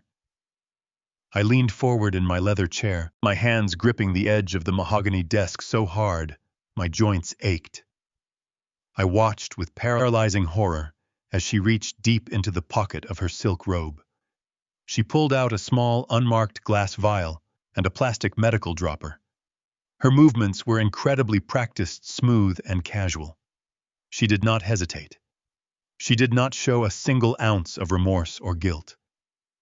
With clinical, cold-blooded precision, she extracted a measured dose of the clear, tasteless liquid, the lethal mixture of severe sedatives and toxic thallium. She held the dropper steadily over the steaming coffee cup and squeezed the bulb, releasing the deadly poison directly into the dark liquid. She then calmly placed the vial back into her pocket, picked up a small silver spoon, and stirred the coffee with a gentle, rhythmic motion. She picked up the poisoned cup and walked slowly over to my ailing son. She offered him an artificially warm smile that made my stomach churn with violent disgust. "Here you go, darling." I could hear her softly coo through the hidden audio feed. "Drink this warm liquid. It will help clear your foggy head." Matthew looked up at her with heavy, trusting eyes. He blindly accepted the cup from her hands, his fingers trembling so severely that the hot, dark liquid nearly sloshed over the ceramic brim. He brought the cup to his dry lips and took a long, slow drink, completely unaware that the woman he loved was actively pouring literal death down his throat. I watched the digital feed, my breathing shallow and tight, as the powerful high-dose sedative began to rapidly assault his compromised central nervous system. It took less than 10 minutes for the heavy chemical cocktail to completely override his body. Matthew tried to stand up, perhaps to walk to the bathroom, but his legs simply buckled beneath him. He swayed dangerously, grasping blindly at the empty air before collapsing heavily into a nearby upholstered reading chair. His head lolled backward against the fabric, his jaw dropping slack, his eyes fluttering shut as he slipped into a deep, unnatural, drug-induced coma. What Stephanie did next shattered whatever remaining fraction of human restraint I possessed. She did not rush to his side. She did not check his pulse or call out his name in a panic. She simply stood there in the center of the luxurious room, looking down at the incapacitated, broken man she had vowed to love and protect. She stared at him with an expression of pure, unadulterated boredom. It was the look of someone waiting impatiently for a tedious chore to finally be over. She casually stepped over his drooping leg, completely ignoring his labored, rattling breaths, and walked directly to a full-length mirror mounted on the closet door. I watched in absolute horror as she spent the next 5 minutes critically examining her own reflection, adjusting the lapels of her silk robe, and playfully practicing different somber morning facial expressions. She was literally rehearsing for his impending funeral while he lay dying just a few feet away. A profound, crushing sorrow washed over me, threatening to drown me in grief for the brilliant boy I had raised. But that sorrow was instantaneously incinerated by a terrifying volcanic fury. The dark shadows of my study seemed to press in around me, matching the darkness taking over my soul. Looking at the psychopathic monster, admiring her reflection, I knew there would be absolutely no mercy. I reached for my secure phone and dialed Benjamin Carter.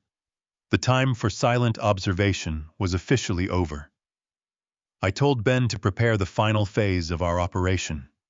It was time to spring the ultimate trap. I lowered the mobile phone from my ear and placed it on the mahogany desk. The silence of my study pressed against my eardrums, a stark contrast to the violent storm raging inside my chest.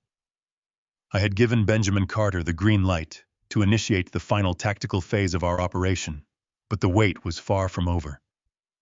I leaned back into the leather of my chair and rubbed the exhaustion from my eyes. The 4 massive monitors continued to cast their pale, bluish glow across the dark room. My gaze drifted from the living room feed, which remained empty, to the primary camera mounted inside the master bedroom ceiling. The digital timestamp in the corner of the screen pulsed with a steady blink. It was early afternoon, and the sprawling luxury estate was disturbingly quiet. My eyes locked onto the tragic, broken figure of my only son. Matthew had not moved an inch since Stephanie poisoned his coffee several hours ago. He was slumped heavily in the reading chair in the corner of the bedroom suite. His chin rested against his chest, his arms dangling over the armrests like a discarded marionette. His breathing was incredibly shallow, a fragile intake of air that barely managed to lift his shoulders.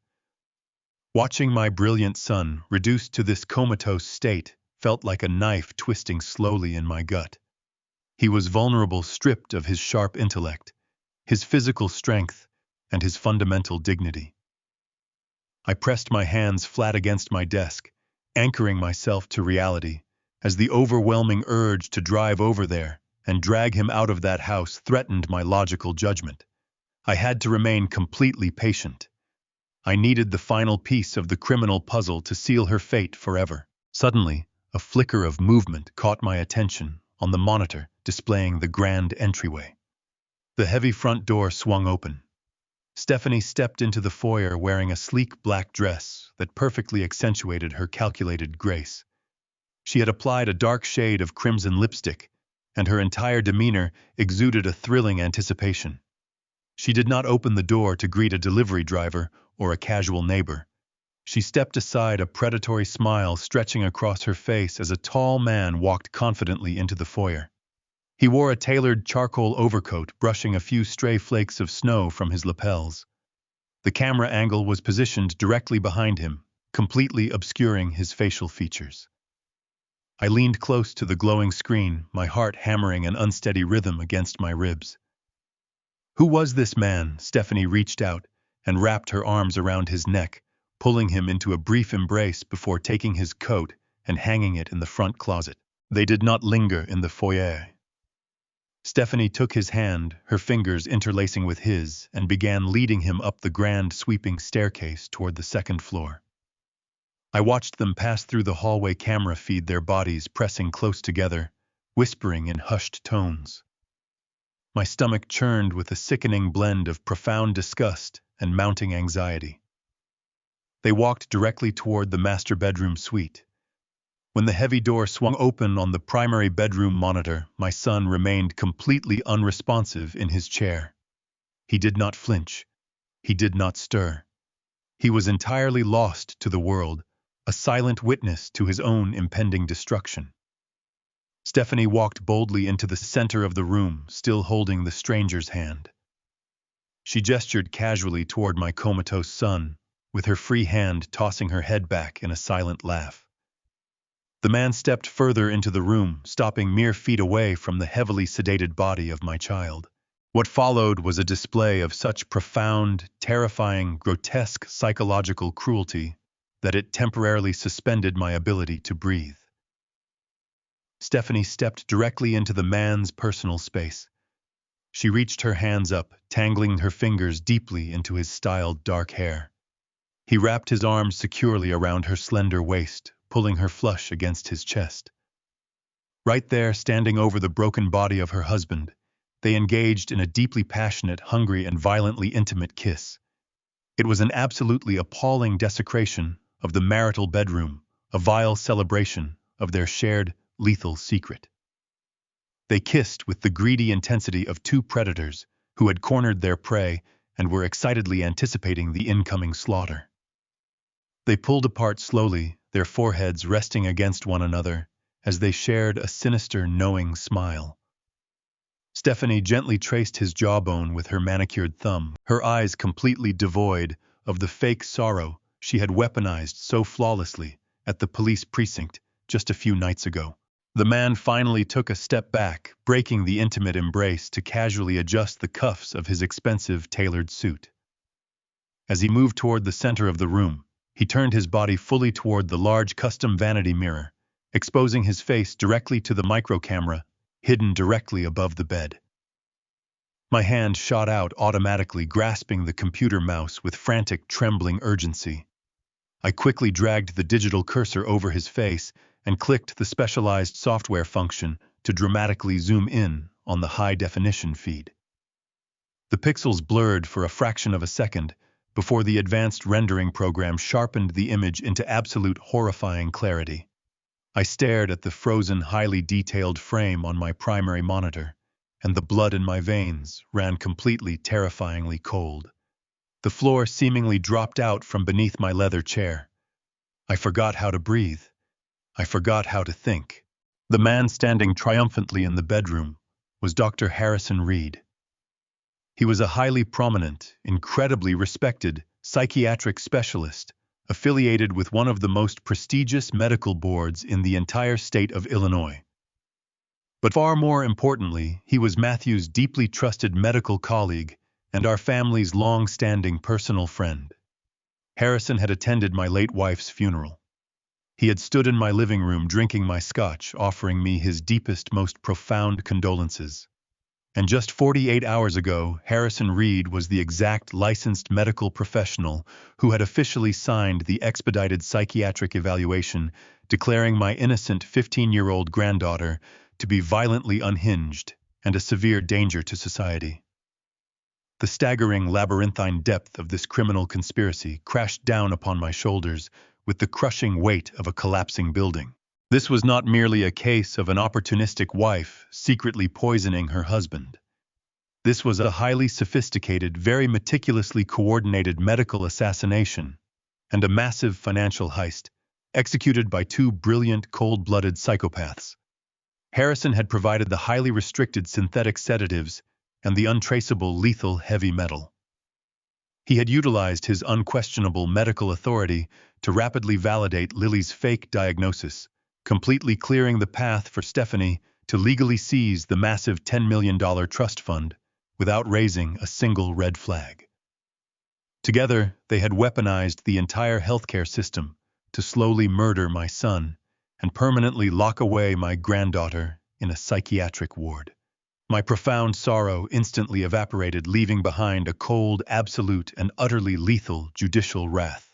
The shock of seeing Dr. Harrison Reed standing in my son's master bedroom paralyzed my entire body. I sat completely frozen in my dark study, my eyes locked on the high-definition monitor. This was the man who had stood in my living room offering his deepest sympathies when my wife passed away. This was the highly respected medical professional who had sworn an oath to preserve human life. Now he was standing over the heavily sedated body of his own colleague, casually adjusting his expensive tailored suit after intimately kissing my son's treacherous wife. The sheer audacity of his presence in that room was a vile, unforgivable betrayal. I reached out with a trembling hand and turned up the volume dial on the primary audio receiver. A soft hiss of static filled my quiet study, followed instantly by the crisp, crystal-clear sound of their horrifying conversation. Stephanie walked toward the large bay window, pulling the heavy velvet curtains tightly shut to block out the freezing Chicago snowstorm. She turned back to face Harrison, a wicked, triumphant smile stretching across her painted lips. You took a massive risk coming here today, Harrison, she murmured, her voice dripping with dark amusement. What if he suddenly woke up? Harrison let out a low, arrogant laugh that made my stomach violently churn in sheer disgust. He walked slowly over to the reading chair, where Matthew was slumped completely unconscious and entirely helpless. Harrison casually grabbed my son's limp wrist, checking his sluggish pulse with the detached clinical efficiency of a butcher evaluating a piece of meat. "He is not waking up anytime soon," Stephanie Harrison replied, dropping Matthew's arm callously back onto the armrest. "The dosage you administered this morning was absolutely perfect. The heavy metal cocktail is performing exactly as I calculated. The thallium is systematically destroying his neurological pathways, while the high-dose lorazepam completely masks the acute toxic trauma. I must admit, I am genuinely impressed by my own brilliance. Any standard medical examiner who looks at his recent carefully documented decline will conclude he is suffering from rapid early-onset dementia, coupled with severe cardiovascular failure. It is completely untraceable. There will be absolutely no forensic red flags. We are executing a flawless medical assassination." Stephanie walked over and wrapped her arms securely around his waist, resting her head against his broad chest. I watched them intimately embrace the sickening reality of their twisted pillow talk, echoing loudly through the modern speakers of my dark study. They were casually discussing the premeditated, cold-blooded murder of my only child, as if they were simply planning a relaxing weekend vacation. "It is brilliant, darling," Stephanie, he cooed softly, gently stroking the dark lapel of his tailored charcoal overcoat. "And our timing could not possibly be more perfect. Everything is aligning exactly as we meticulously planned from the very beginning. Monday morning is the final glorious phase of our operation. The medical transport team will arrive right at dawn to take the miserable little brat directly to the maximum security psychiatric asylum.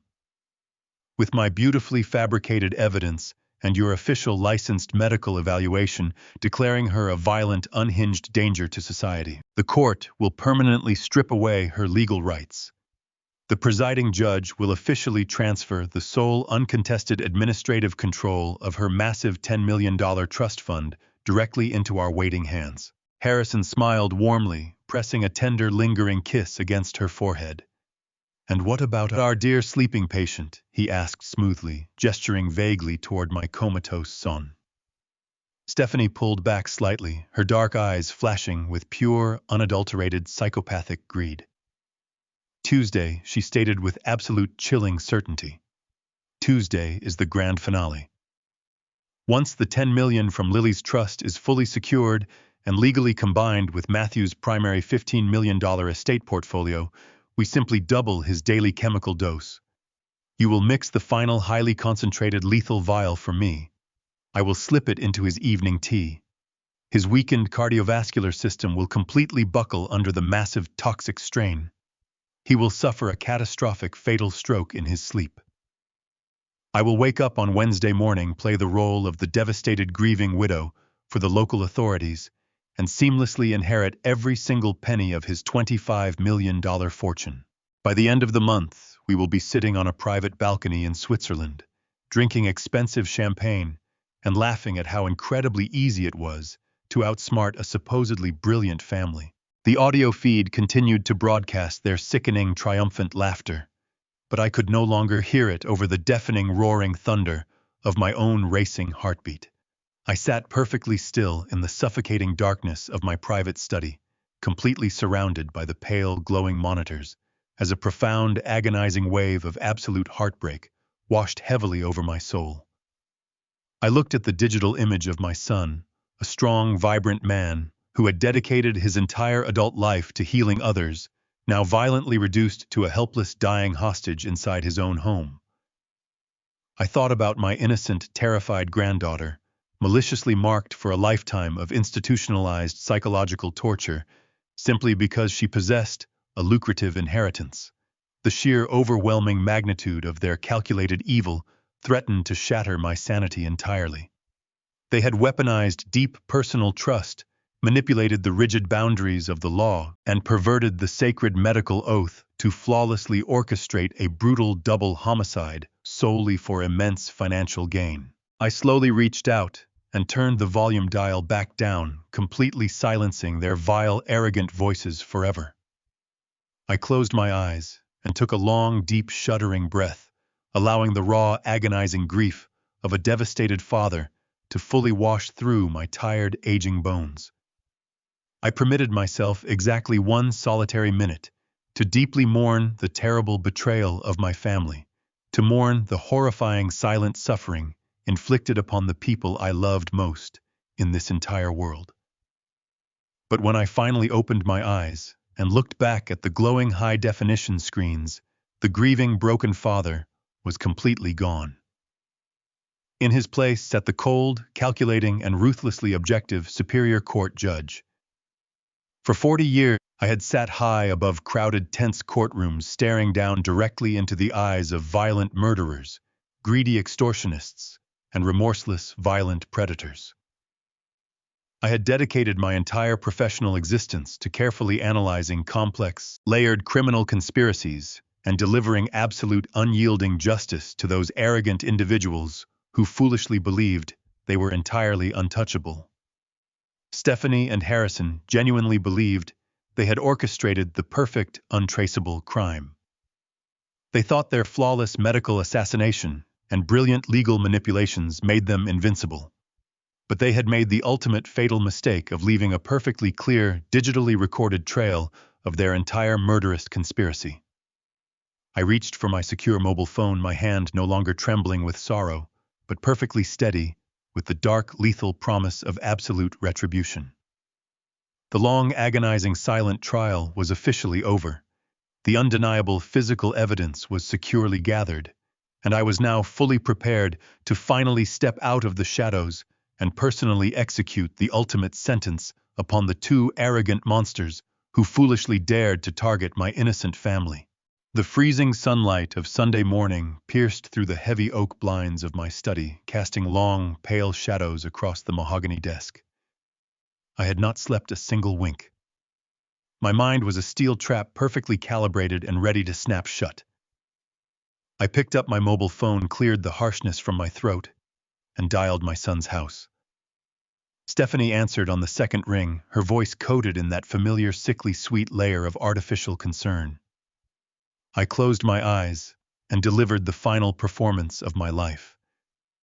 I let my voice waver, injecting it with the profound, exhausting defeat of a broken old man who had simply run out of options. I told her that I had spent the entire weekend watching Lily, and I was deeply horrified to admit that she was right all along. I told her that my granddaughter was entirely unmanageable, a severe danger to herself, and that I could no longer protect her from the psychiatric help she so desperately needed. I could practically hear the arrogant, victorious smirk forming on her face through the receiver. She offered a soft, breathy sigh of relief, thanking me for finally seeing the tragic reality of their situation. I then asked her to bring Matthew and Dr. Harrison Reed to my home that afternoon, so we could privately sign the final irreversible institutionalization paperwork together as a family. She agreed without a single second of hesitation, her boundless greed completely blinding her to the executioner waiting patiently in the shadows. I spent the next several hours preparing my sprawling living room with the meticulous, exacting precision of a judge setting the stage for a highly publicized trial. I arranged the heavy leather armchairs in a tight semicircle facing the massive flat-screen television mounted above the stone fireplace. I brewed a pot of incredibly expensive, rare imported tea, arranging the delicate porcelain cups on a silver tray. Every single detail was designed to project an atmosphere of wealthy, aristocratic surrender. At exactly 2 o'clock in the afternoon, the heavy brass knocker on my front door echoed through the silent house. I walked slowly down the corridor, adjusting the lapels of my dark suit, and pulled the heavy door open. Stephanie stood on my snow-covered porch, looking absolutely radiant, in a dark tailored trench coat, clutching a thick leather folder against her chest. Dr. Harrison Reed stood tall and confident, right beside her, projecting the flawless, authoritative aura of a deeply concerned medical professional. Between them stood my son. Matthew looked even worse than he had at the police precinct. He was leaning heavily on a wooden cane, his breathing ragged, his skin a terrifying shade of translucent gray. They were practically dragging him across the threshold.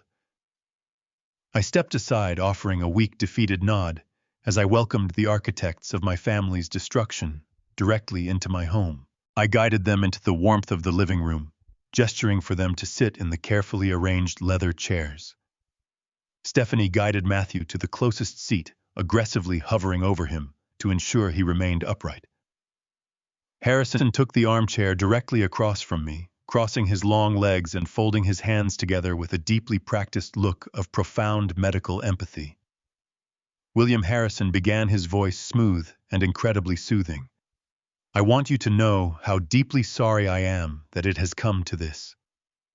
Making the incredibly difficult decision to institutionalize a family member is a heartbreaking burden, but you are doing the absolute right thing for Lily's long-term health.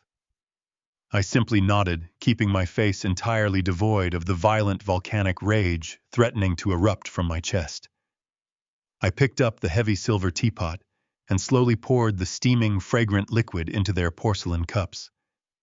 Stephanie eagerly opened her thick leather folder, pulling out the dense stacks of legal documents and placing a sleek silver pen on the glass coffee table between us. We have all the necessary transfer authorizations right here, William, she murmured softly, her dark eyes flashing with barely concealed triumphant greed. Once you sign your guarantor release, Harrison will sign the medical endorsement, and Matthew will authorize the final emergency trust transition. It will all be over very soon, and we can finally start healing. I did not reach for the silver pen. I did not look at the fraudulent legal documents she had so proudly laid out before me.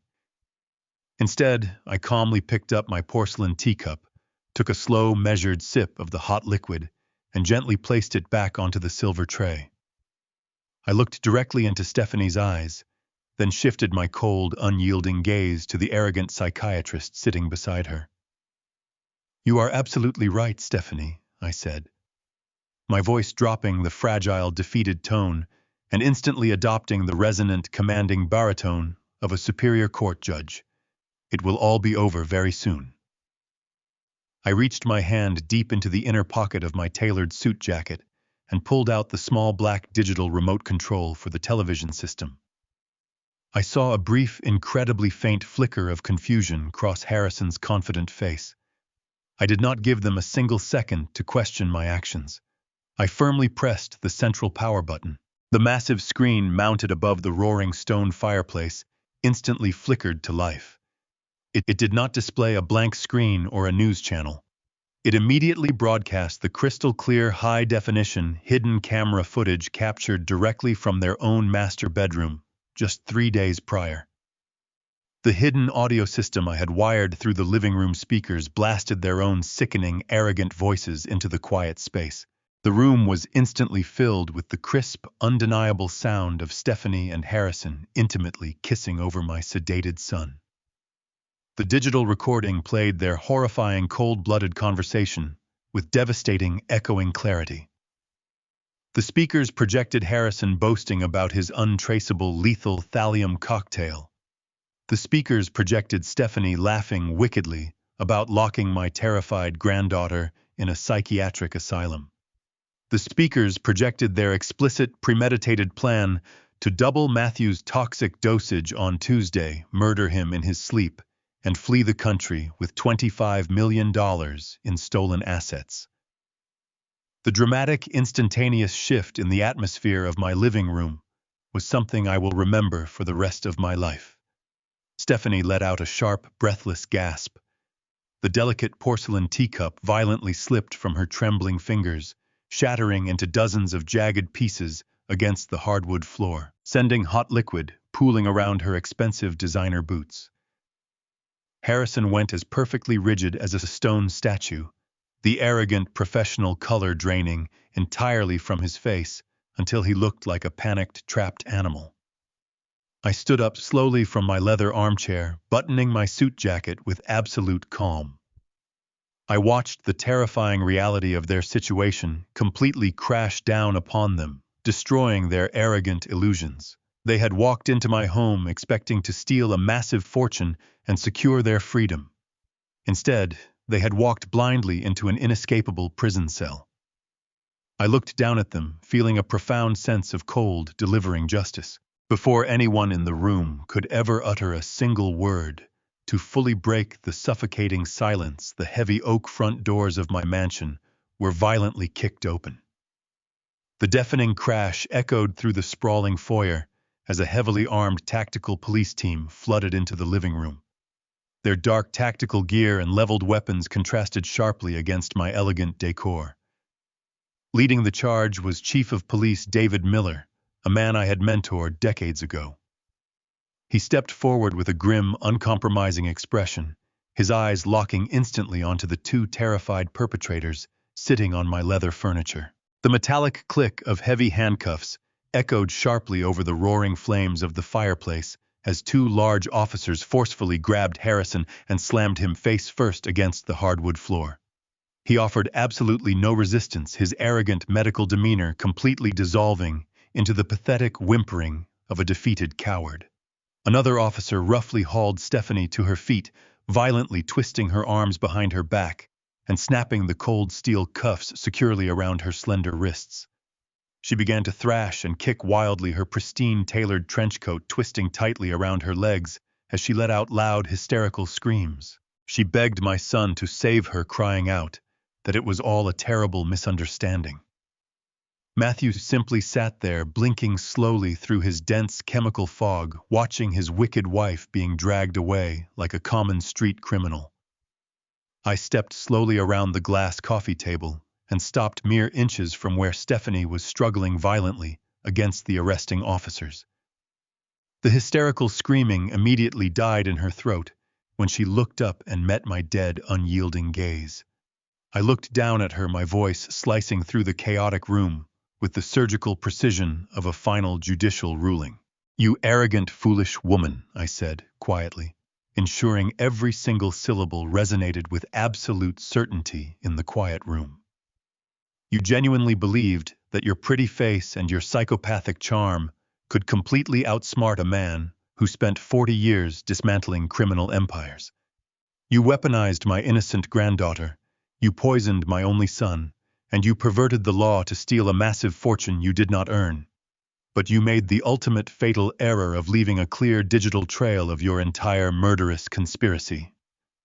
I paused, allowing the gravity of her total failure to crush her arrogant spirit completely, forever. "For the charges of attempted premeditated murder, severe child endangerment, financial fraud, and medical malpractice, the state of Illinois will ensure that you and your pathetic accomplice never see the outside of a maximum security prison cell for the rest of your miserable lives. I will personally guarantee that you receive consecutive life sentences without the slightest possibility of parole." I turned my back on her and nodded to Chief Miller. He gave a swift hand gesture, and the officers dragged the sobbing, broken woman out of my home, tossing her into the back of a waiting police transport vehicle. The deafening wail of the police sirens quickly faded into the freezing Chicago snowstorm, leaving behind a sudden, profound, and heavy silence in my living room. I immediately turned my attention to my son. I knelt beside his chair, wrapping my arms tightly around his trembling, frail body, and promised him that the terrible nightmare was officially over. I told him we were going to get him the best medical help in the world, and that our broken family was finally going to heal. He buried his face in my shoulder, weeping silently as the toxic fog began to lift. 6 months have completely passed since that terrifying Sunday afternoon. The harsh, freezing winter has fully surrendered to a bright, warm, and beautiful summer season. The legal proceedings moved with unprecedented speed, entirely fueled by the undeniable high-definition video evidence Benjamin and his tactical team had gathered. Stephanie and Harrison both pleaded guilty immediately to avoid a lengthy, humiliating public trial. They are currently serving consecutive life sentences in separate maximum security state penitentiaries, completely stripped of their stolen wealth, their professional medical licenses, and their freedom forever. The justice system worked exactly as it was perfectly designed today. My son, Matthew, spent 4 grueling, agonizing months in an intensive inpatient rehabilitation and detoxification facility. Removing the toxic heavy metal from his bloodstream was an incredibly painful ordeal. But he fought through those terrible medical withdrawals with the fierce, unrelenting determination of a man who had been given a miraculous second chance at life. He is now completely clean, his brilliant mind is sharp again, and he is slowly returning to his prestigious surgical practice. The dark, hollow circles under his eyes have entirely vanished, replaced by a profound, humbling gratitude for the family he very nearly lost forever. Lily is thriving beautifully in her new, peaceful environment. The massive trust fund remains completely untouched and perfectly secure, safely, waiting for her 25th birthday, just as her mother originally intended. She is no longer terrified of closed doors or dark rooms. She has happily returned to painting, capturing the bright, vibrant colors of the world, instead of hiding from its terrifying shadows. Her beautiful laughter constantly fills the spacious halls of my home, bringing a renewed sense of pure joy to a space that was once overshadowed by deep, lingering grief. I am incredibly proud of her strength. I am sitting quietly on a weathered wooden bench, looking out over the calm blue waters of Lake Michigan. The warm afternoon sun reflects brilliantly off the gentle rolling waves, creating a spectacular shimmering golden glow. A few yards away, Matthew and Lily are laughing together, tossing a bright yellow tennis ball to a golden retriever we adopted last month. I watch them play, a deep, overwhelming sense of absolute peace settling over my tired, aging heart. I had to step back into the dark, ruthless world of criminal justice one final time, but the reward was completely worth it. I saved my beloved family from the terrible clutches of pure evil, and I secured their bright future with the unyielding strength of a protective grandfather who simply refused to ever surrender. The world can be a dark, treacherous place filled with greedy, manipulative monsters. But as long as I have breath left in my lungs, I will always be the impenetrable shield that stands firmly between my family and the darkness. I take a deep, refreshing breath of the clean lake air, letting the wonderful warmth of the sun wash over my face. I look at my son today, knowing that the absolute worst chapter of our lives is permanently closed. Brings me an immeasurable amount of comfort. We bravely survived the ultimate betrayal and emerged much stronger, closer, and entirely unbreakable as a unified family. The dark, violent storm has finally passed, and the beautiful, warm light has permanently returned to our family forever. I close my eyes, listening to the wonderful sound of their distant laughter echoing across the sandy beach. It is the perfect, harmonious sound of true, absolute victory. I smile softly, knowing my lifelong pursuit of justice is now completely and beautifully finished forever. Family is not just defined by those who sleep under the same roof, because sometimes the darkest monsters wear the mask of a loving spouse.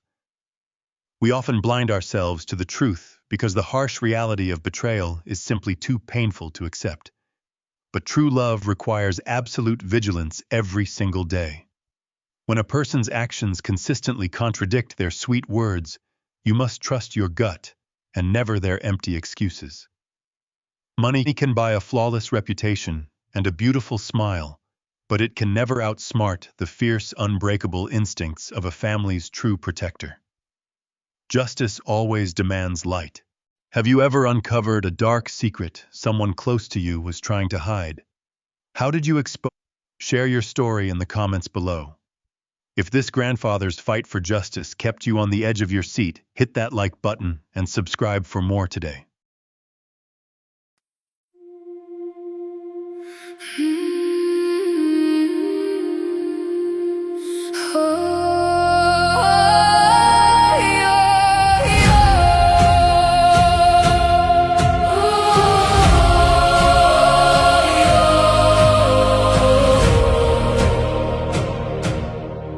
I used to ride upon your shoulders, thinking you could touch the sky. Every road felt less uncertain when I saw the world through your eyes. You were stronger than the mountains, taller than the northern pines. And when the winter winds were coming, you would stand between them and I. Time kept moving like the river, years slipped slowly out to sea. But no matter where life took me, you were always part of me. I am my father's daughter, in every step I take, in every time I choose to stand. When it's easier to break, I carry your courage in my heart, your fire inside my soul. And though the years keep moving on, your love still leads me home.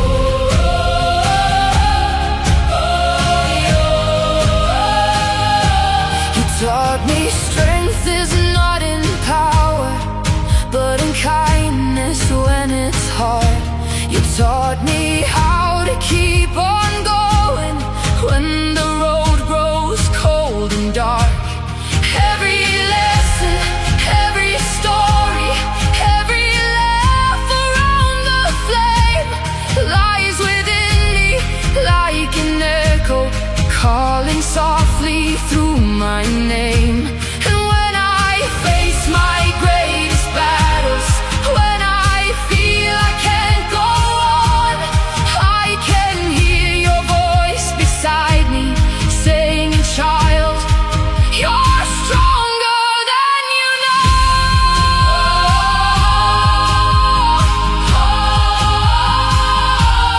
I am my father's daughter, in every step I take, in every time I choose to stand.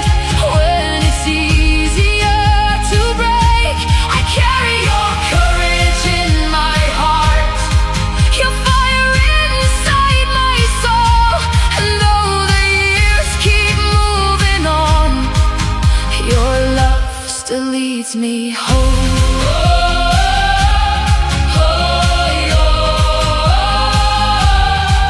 One day the snow will cover footprints, one day the fire will burn low.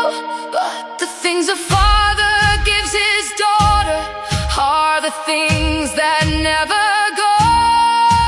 Not the gold or not the stories, not the battles that he won, but the quiet way he loved her and the woman she becomes. I am my father's daughter, and I always will remain. Through every triumph, every